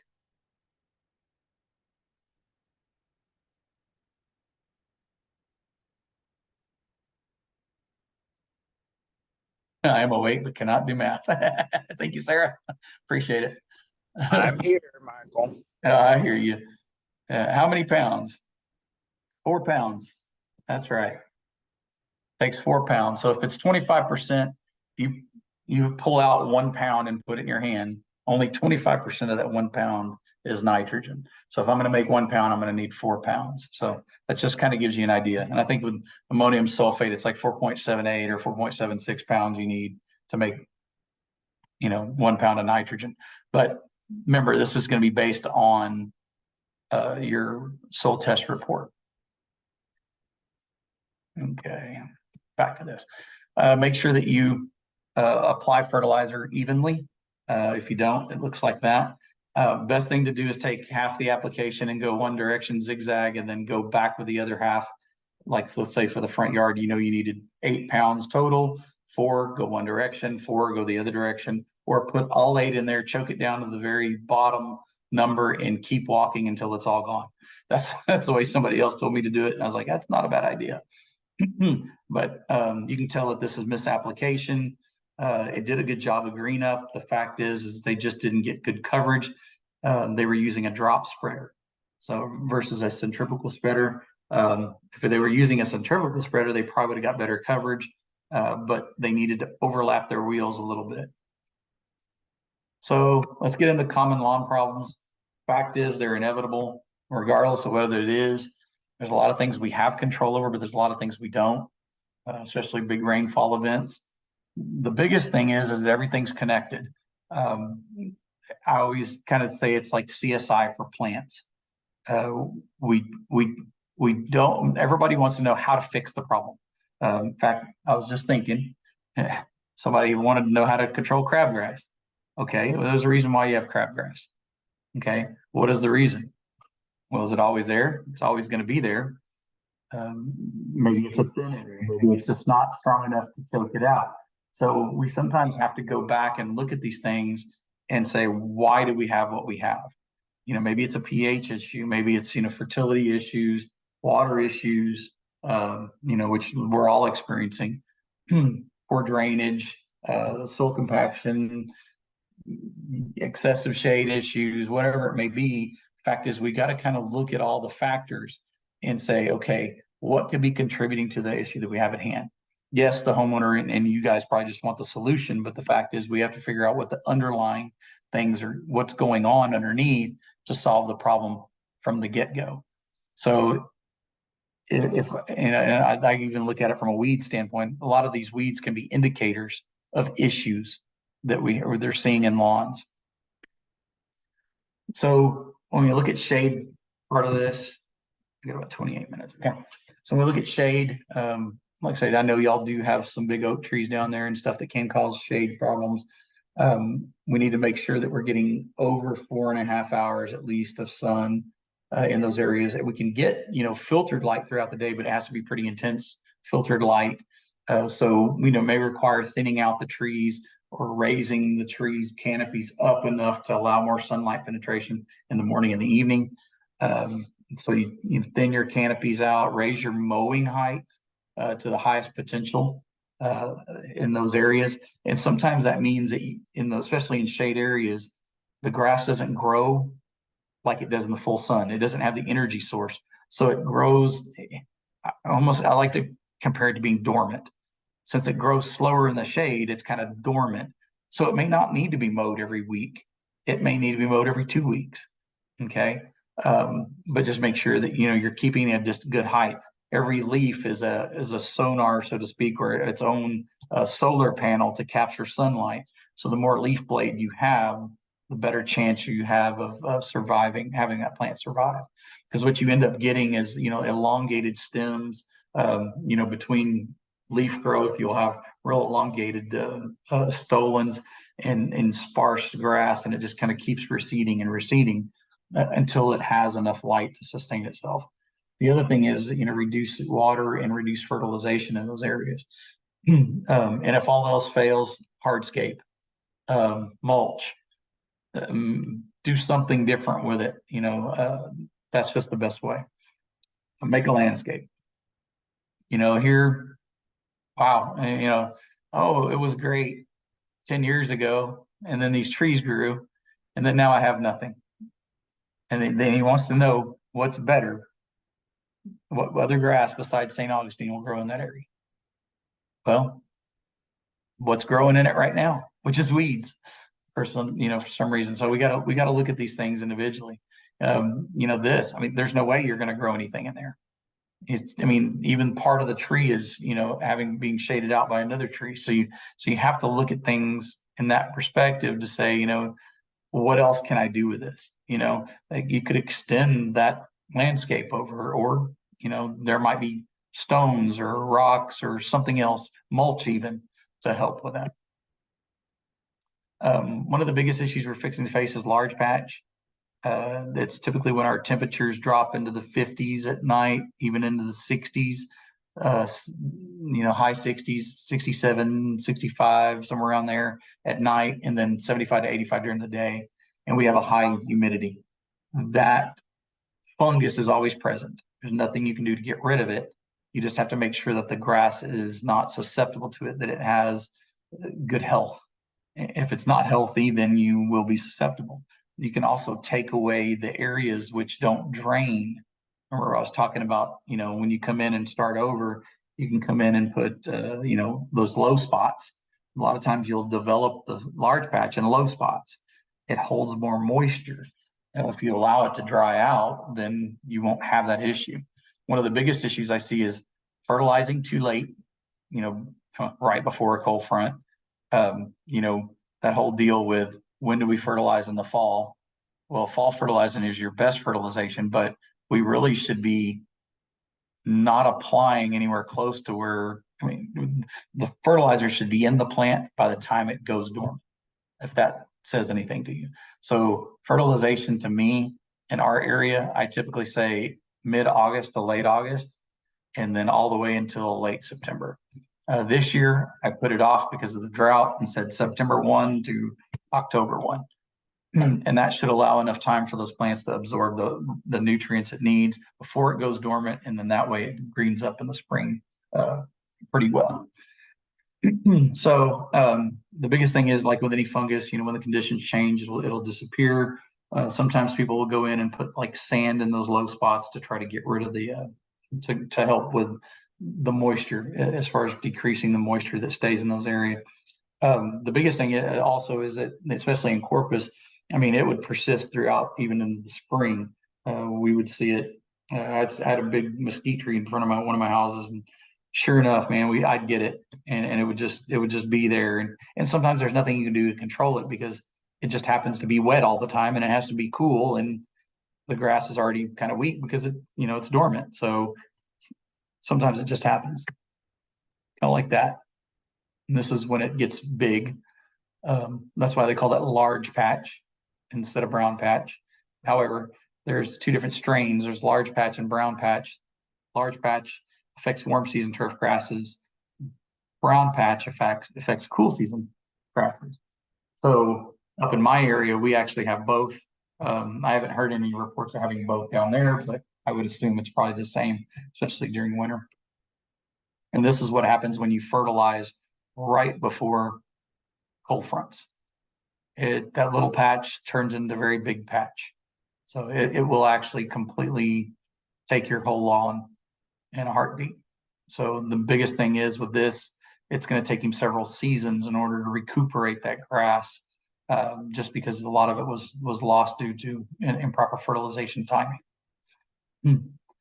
So, like I said, one of the things, if you always get it, you can put a fungicide down prior to getting it.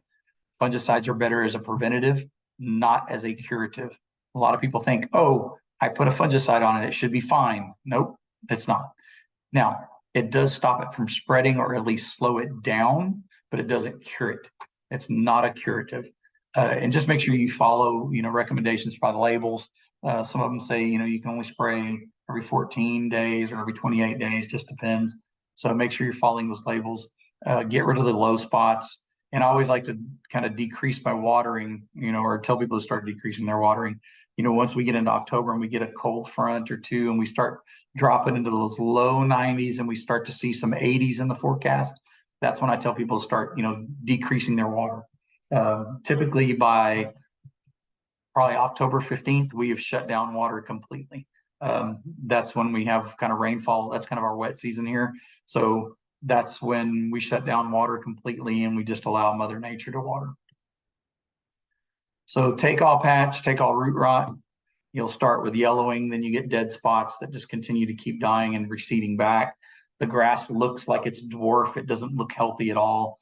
Can be looked at under a microscope and diagnosed by looking at the black mat that's right there. You see the little dots and the little filaments.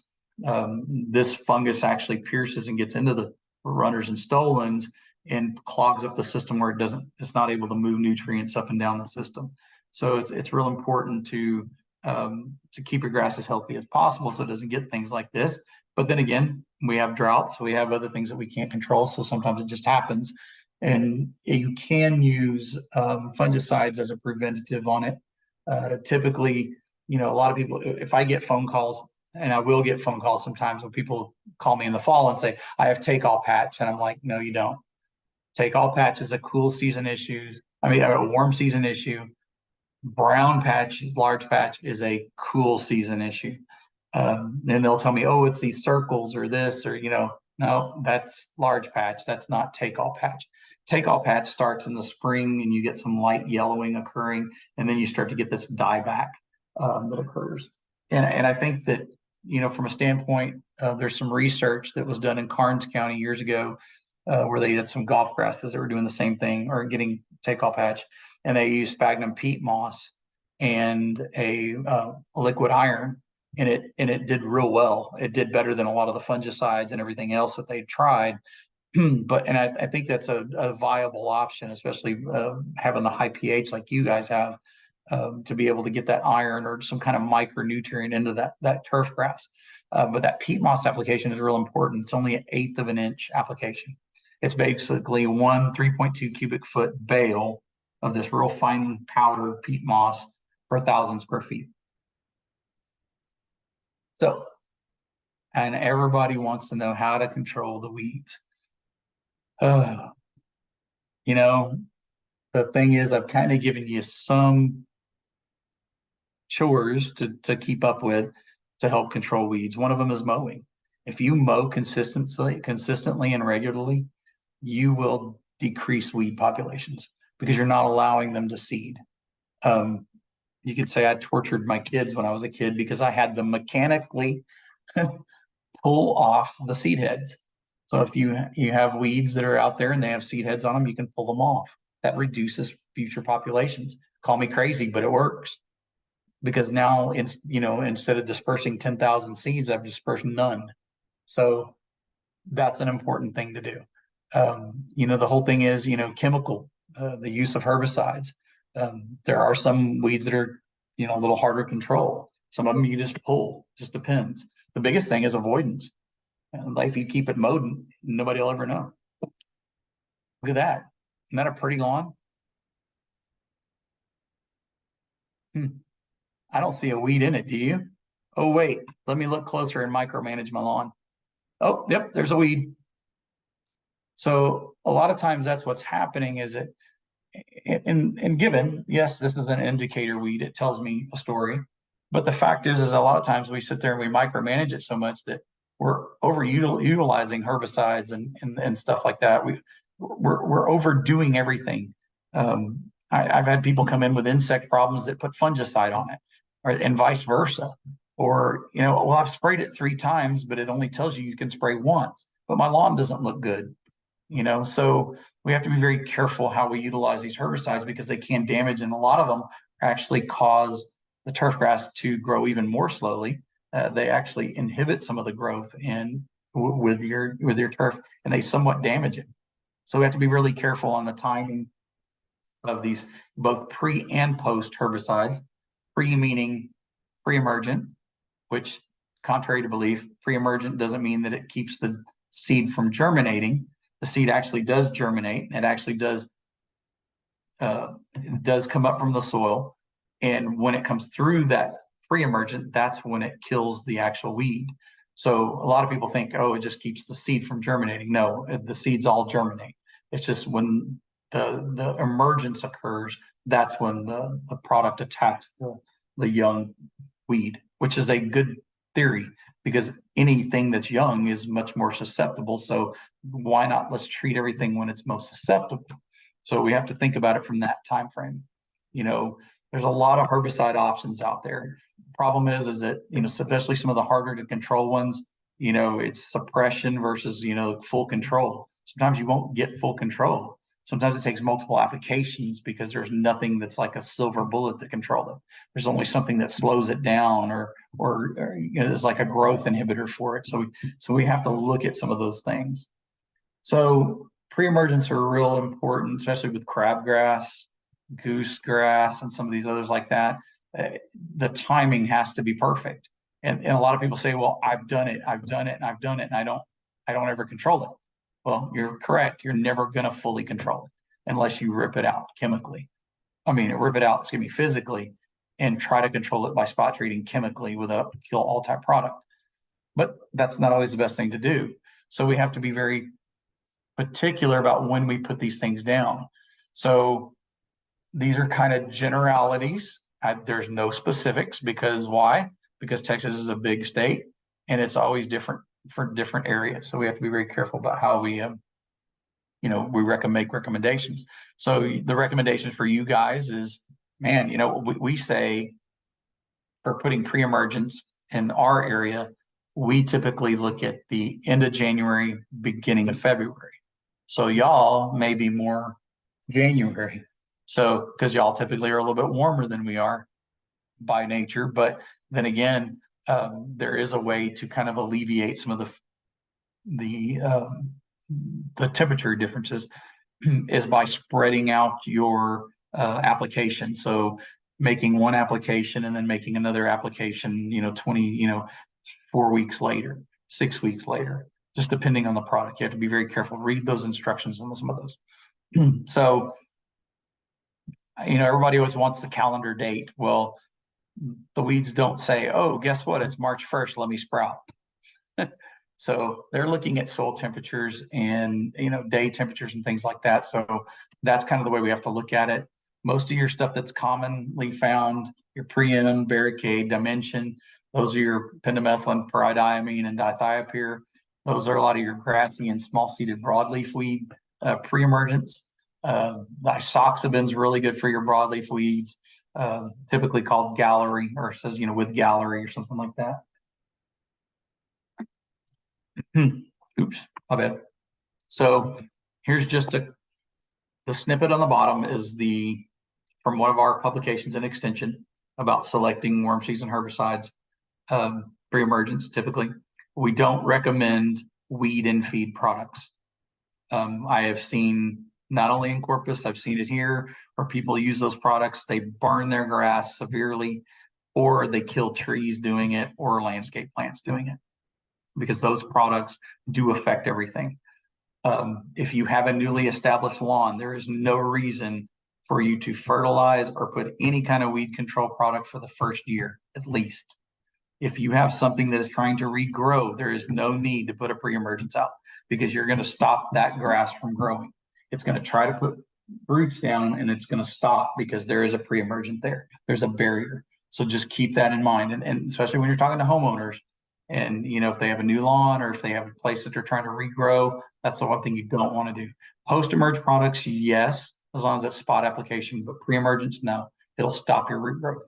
But there's just kind of an idea of, the 2-inch depth of soil temperatures, what's needed for those to germinate. So yeah, finding a good time to do that's sometimes difficult, or it can be quite difficult. This is what happens when you put the wrong bag on your lawn. This was in my subdivision that I used to live in. He had a St. Augustine grass, went to the store, they sold him this, he took it home, killed his 8,000 square foot lawn, and the only thing they offered him was $500. How do I say this nicely? $500 for stupidity for not reading the bag. That's pretty generous. So we all make mistakes and we all have things that we've done. I even had a little jag of somebody giving me a bag of a weed and feed that they didn't want anymore. And I kind of went along in one area between me and my neighbors with the no trees and put it out one time. And I was just hot and sweaty and not thinking about it. And I had a little hand spreader and I just kind of went through it right into one of my plumbagos.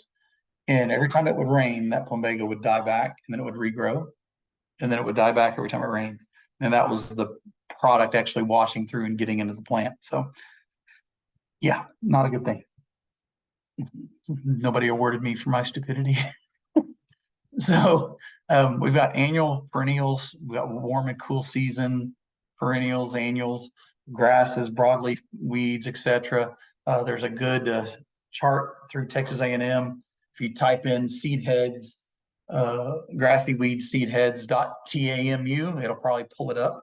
But it's one way to find that information of what kind of seed heads there are and what they look like. A lot of times I have people send me or bring me a piece of grass that's just the blades and no seed head. And they say, what grass is this? And it's like, I don't know, it could be 1,000 different types of grasses. And, to key it out, it would get me close, but nowhere near what a seed head would do. Seed heads are real important. The annual bluegrass, this is something that typically happens, starting kind of late winter, early spring. These little boogers pop up. It's kind of difficult to control because a lot of these grasses have built up resistance to pre-emergence, some of the pre-emergent products, especially in the golf course industry. They're having a problem with it. There's a big research study going on right now that they're trying to find different products or different ways to control it because it genetically said, oh yeah, throw that at me again and let's see what I can do with it. And the next thing you know, you've got this mutated weed that said, hold my beer. I'm going to elude what you're throwing at me and I'm going to do something else. And I'm just going to continue to grow because I'm good and I'm Mother Nature. So it happened and it continues to happen. That's why we always recommend that you make sure you rotate out those active ingredients. Don't constantly use the same thing over and over again because then you build up resistance. Crabgrass, of course, can germinate anywhere between February, late March. So you want to make sure you put that pre-emergent out, prior to that, somewhere when those 3 to 5 days of 55 degrees days, that's when you would put it out. There are some post-emerge products that will kind of take it. You'll have to excuse that some of these are commercial, but they do have the active ingredient there. So as long as it's a product that has the active ingredient and then you can find it, it might be a good option. Some people just use a kill-all type product that has glyphosate in it just to individually control the plant. Just remember that whatever you use, like a glyphosate product, if it comes in contact with anything else, it will kill that as well. So, like I said, just got to be careful with some of these products. No, MSMA, can't find that anymore. Anyway, so let's move on to Dallas grass. It's kind of a pain as well. In fact, there are really no good products that are effective at all. So it's just, it's just one of those things you just can't really do it. So post-emerge products, most of the research out there says use glyphosate and spot treat the individual plants or pull it up. So it's one of those kind of hard to control weeds. But some of these will affect it, the ones that are listed here, but it takes multiple applications. It's not just a 1-year treatment. Same thing when you get into goosegrass.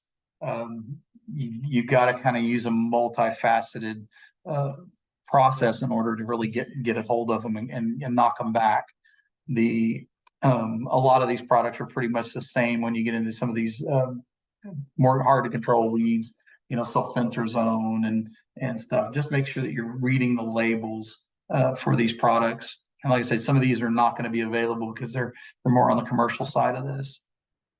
Here's one that everybody loves, and that's the sandburrs. Yes, crabgrass can be very easy to pull up as long as you have some moisture. If you don't have any moisture, it gets kind of hard. But these sandburrs, these sticker burrs, once they pop off that weed, we got about 6 minutes.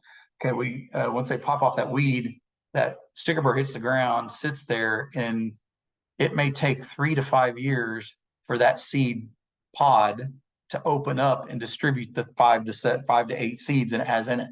So this is a multi-year project. This isn't something that's just you're gonna get rid of everything at once. In Corpus, probably in Cal Allen, the little skinny strip of grass between the street and the sidewalk. I used to sit out when my kids were young and play with them, and I would sit there and I would pull them. And I would just keep pulling them, never let them get seed heads. I'd just keep pulling them. And eventually the grass got healthy enough to where it choked them out.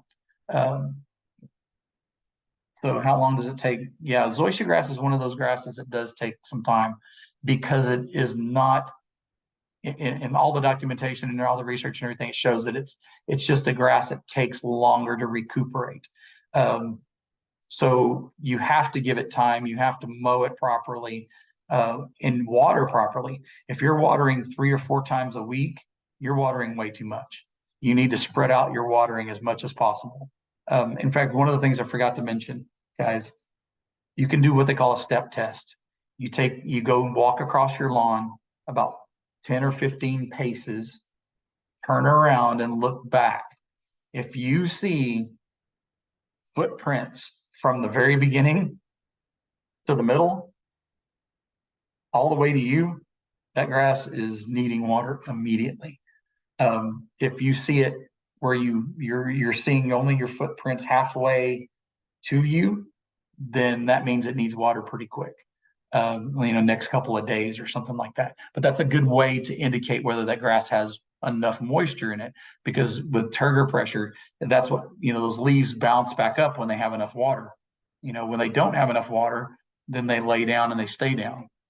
Same thing with, tomato plants, they wilt in the heat of the day, 98 plus degree temperatures, and most weeds will anyway.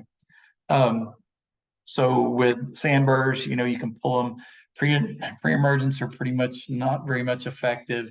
Post-emergence are not very much, not very effective either. So because you're having to spray different types of products and everything. So Amaziquin is one that we used on some stuff one time that worked quite well. It was in a pasture situation, but it worked quite well.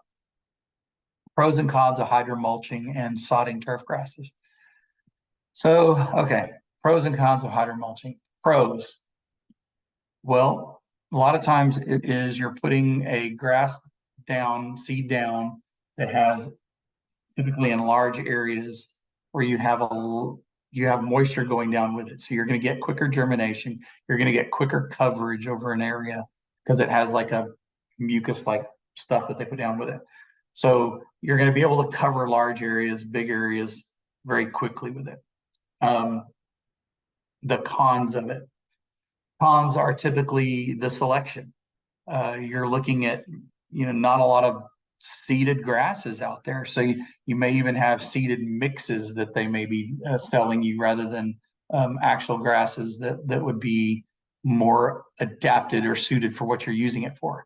If it's large areas, heck yes,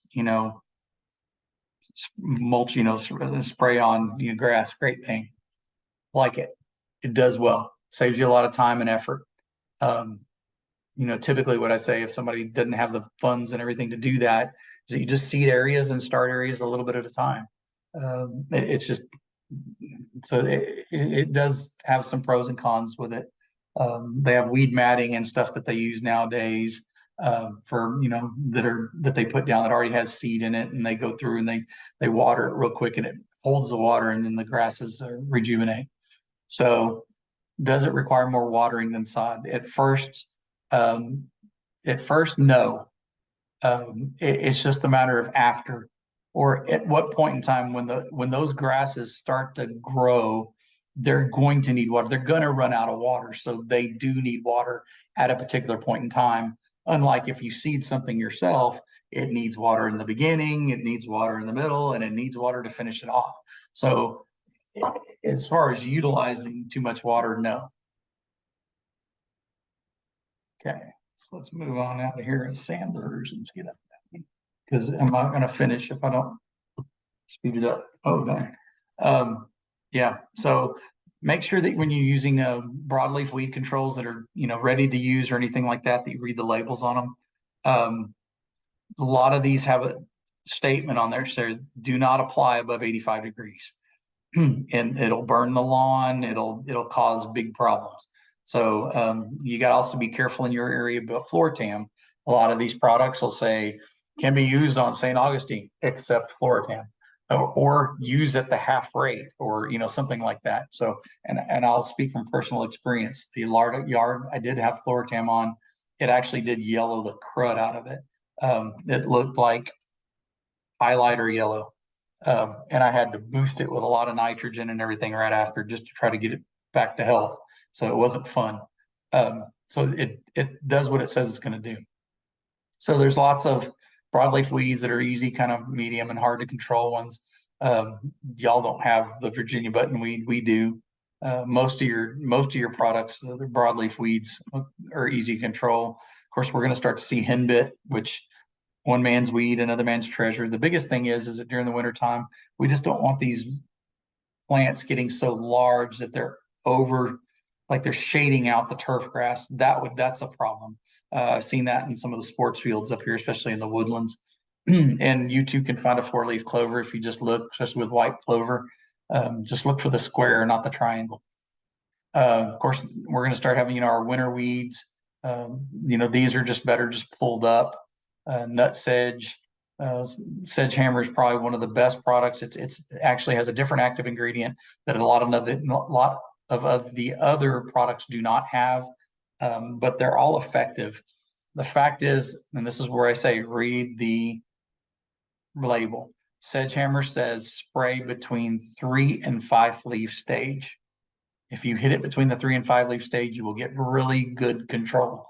If you spray it after that, you're going to get some control, but it's not as good as if you do it 3 to 5 leaf stage. A lot of those products are like that, and a lot of the weeds are like that. We control them when they're younger, we get better control, period. Kalinga, same thing. So last section on insects, I'll kind of run through this quick because I know it's already 8:30. Just remember integrated pest management strategies. Make sure that whether it's a fungus or whatever it is, let's get it identified first. The weeds especially, get it identified, make sure you know what we're dealing with, monitor. Typically the only things that I know that y'all have to deal with down there, if these critters are out there digging up your yard, then you got grubs, and there's a threshold that of number of grubs, and we typically see the damage in the fall. We haven't seen much grub damage in the last couple of years, and I think that's really due to the freezes that we had. But if you get about 5 to 10 grubs per square foot, that's when it triggers. You're going to need to make some treatments. They do make some treatments that are season long. And of course, you got to be careful with everything that says resistance or is a sliding scale. So if I put something else, something that's out that is a season long and I get 10 inches of rain, it's not likely it's going to survive that. There's going to be a lot of it leached through the system. But that right there tells you kind of immerse, when to make those applications and everything. There are some rescue treatments of liquid products that you can put out, if you start to see the damage. And a lot of times what you'll be able to do is go into those areas where you're starting to see some, funkiness. And typically what that is going to be, oh, wow, I just watered yesterday. Why does that look like it needs water? And you go out and you kind of start digging around and you look, and you start pulling grass up and there's no roots. That's when you know that, or the roots are only this short or something like that. That's when you need to put something out to try to, stop them. Chinch bug is a big one. That one, and they're rampant whenever grass is stressed. They like the sunniest, hottest, driest areas. They have a piercing, sucking type of insect. So when they actually, oh god, man, I sped through that really quick, didn't I? When they feed on the grass, they inject an enzyme which causes everything to kind of like gum up. So you're not going to get movement of water and nutrients. And it's very quick. You'll see like a little dead spot. And typically when you pull back in the green area next to a dead area, that's when you're going to see them running around. And that's a dime right there. So you can kind of see how small they are. That picture on the left-hand side, you can see there's a defined line between what is good and what is not. This is out in my front yard years ago. I came home one evening, my wife said, there's some dead spots out in the front. And we had deer in our area, and there's, running wild. And I was thinking, it's probably, a urine spot. Well, I went out there and sure enough, it's the hottest, dry spot of the yard. I started to see these streaks. I went over there, kind of peeled back, and sure enough, I had chinch bugs. And I called in the troops, had 3 flyovers of napalm, and they were dead. So there are different products and everything that you can use. Typically, you just want to use something that's a liquid because you want it to come in contact with the insect. Chinch bugs can take this to this in a heartbeat. They will take a whole lawn quickly. So you have to get on track, get on top of them quickly. You can see in this video, you can see one kind of orangey one in the middle, kind of rusty colored, one running off to the right, a little Acme bomb that's white there on the left. That's an adult. So real quickly, I, peeled back the grass that a lady brought in for as a sample, and I'm seeing insects running around, and I'm going, yep, yep, yep, yep. And this was after she told me that she had a fungus and she has treated it 3 times. And I said, you sure you don't have chinch bugs? She goes, I know what chinch bugs are. I don't have any of those. And then I showed her the video and she realized that she didn't know what chinch bugs were. So it's always good to clarify, make sure people know, what you're looking at.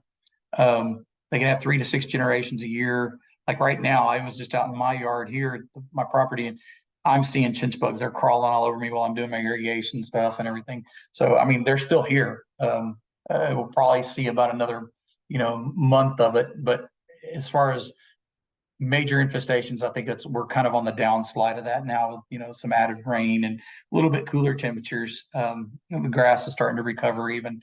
So there's some products right there that are labeled in our actual publications for extension: bifenthrin, cyfluthrin, lambda cyhalothrin, and permethrin. Those are good treatments for chinch bugs. And then y'all don't really see these guys. These are something we see up here: tropical sided webworms.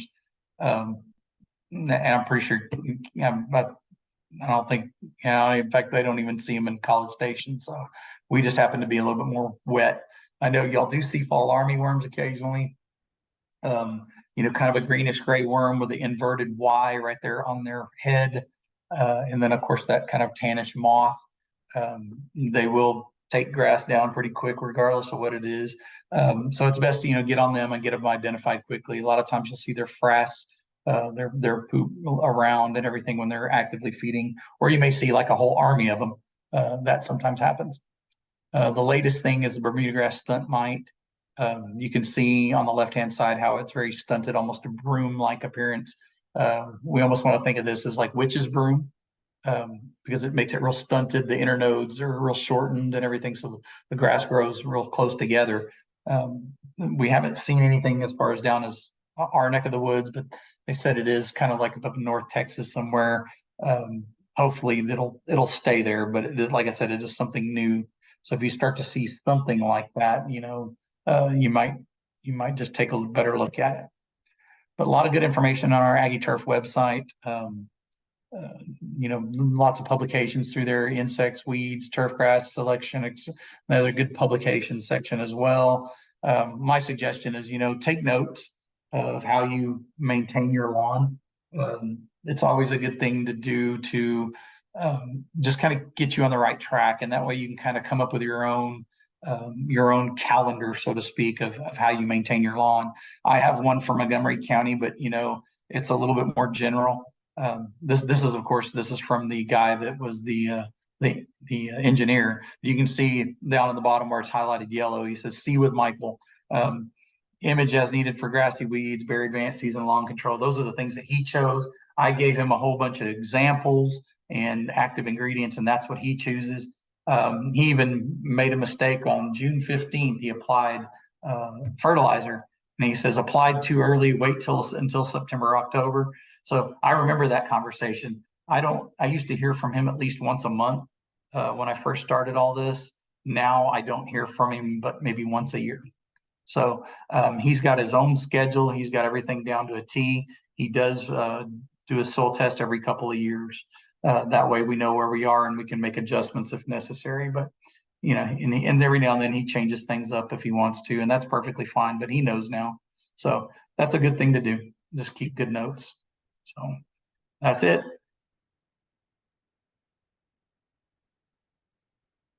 Do y'all have any questions? Thank you, Michael. You're welcome. Liquid or granular? Liquid fertilizers tend to be more surface applied. Then there's also chelated types that'll get in through the leaves. I typically recommend granular fertilizers because they're typically more slow release. And then due to our growing, long warm season, slow release fertilizers release over a longer period of time. And there's just something there for that turf grass, regardless of whatever the time of year it is. So definitely granular types. And there's all kind of different, coated type fertilizers that are out there. So just make sure, on the bag, it'll say slow release. Those are the better types. And I think that having slow release products are better just from the simple fact, if you have any kind of fungus, this is one thing I forgot to mention, so please listen. If you have a fungal issue and you throw a high nitrogen fertilizer on it, it's like throwing gasoline on a fire. So slow release, not high nitrogen, it releases it slowly. The plants pick it up slowly and utilize it rather than feeding the fungus. So that's my take. Somebody asked to explain the difference or the advantages and disadvantages of hydromulching. Yeah, I did that. Oh, I okay. hit it. That's okay. That's okay. Good to double check me though. All right. We have lightning tonight, so Oh, that's good. maybe we'll get some rain. We'll see. Yeah, I got a buddy who lives in Katy. He said, man, it was lightning, thunder, and everything, and he got nothing. I was like, yep. Is And they're hay and grass the same thing? No. So hay is more stemmy. Typically, you're going to look at now. A lot of people like the coastal Bermuda. There's some other varieties that are more stemmy. They get taller. They have more leaf blade, and that's for palatability of animals. Common Bermuda, you're really not going to get a great. It's good for grazing, but not for making hay. If that makes sense.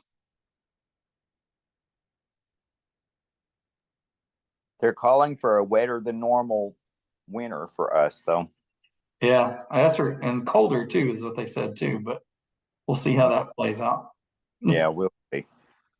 Yeah. Oh yeah, y'all are fixing to get something. Got some stuff to the north of you. I hope so. Yeah. Never know. All right. Well, great presentation as usual. We appreciate you. Good. No problem. Thank y'all. Now it's time to get some sleep.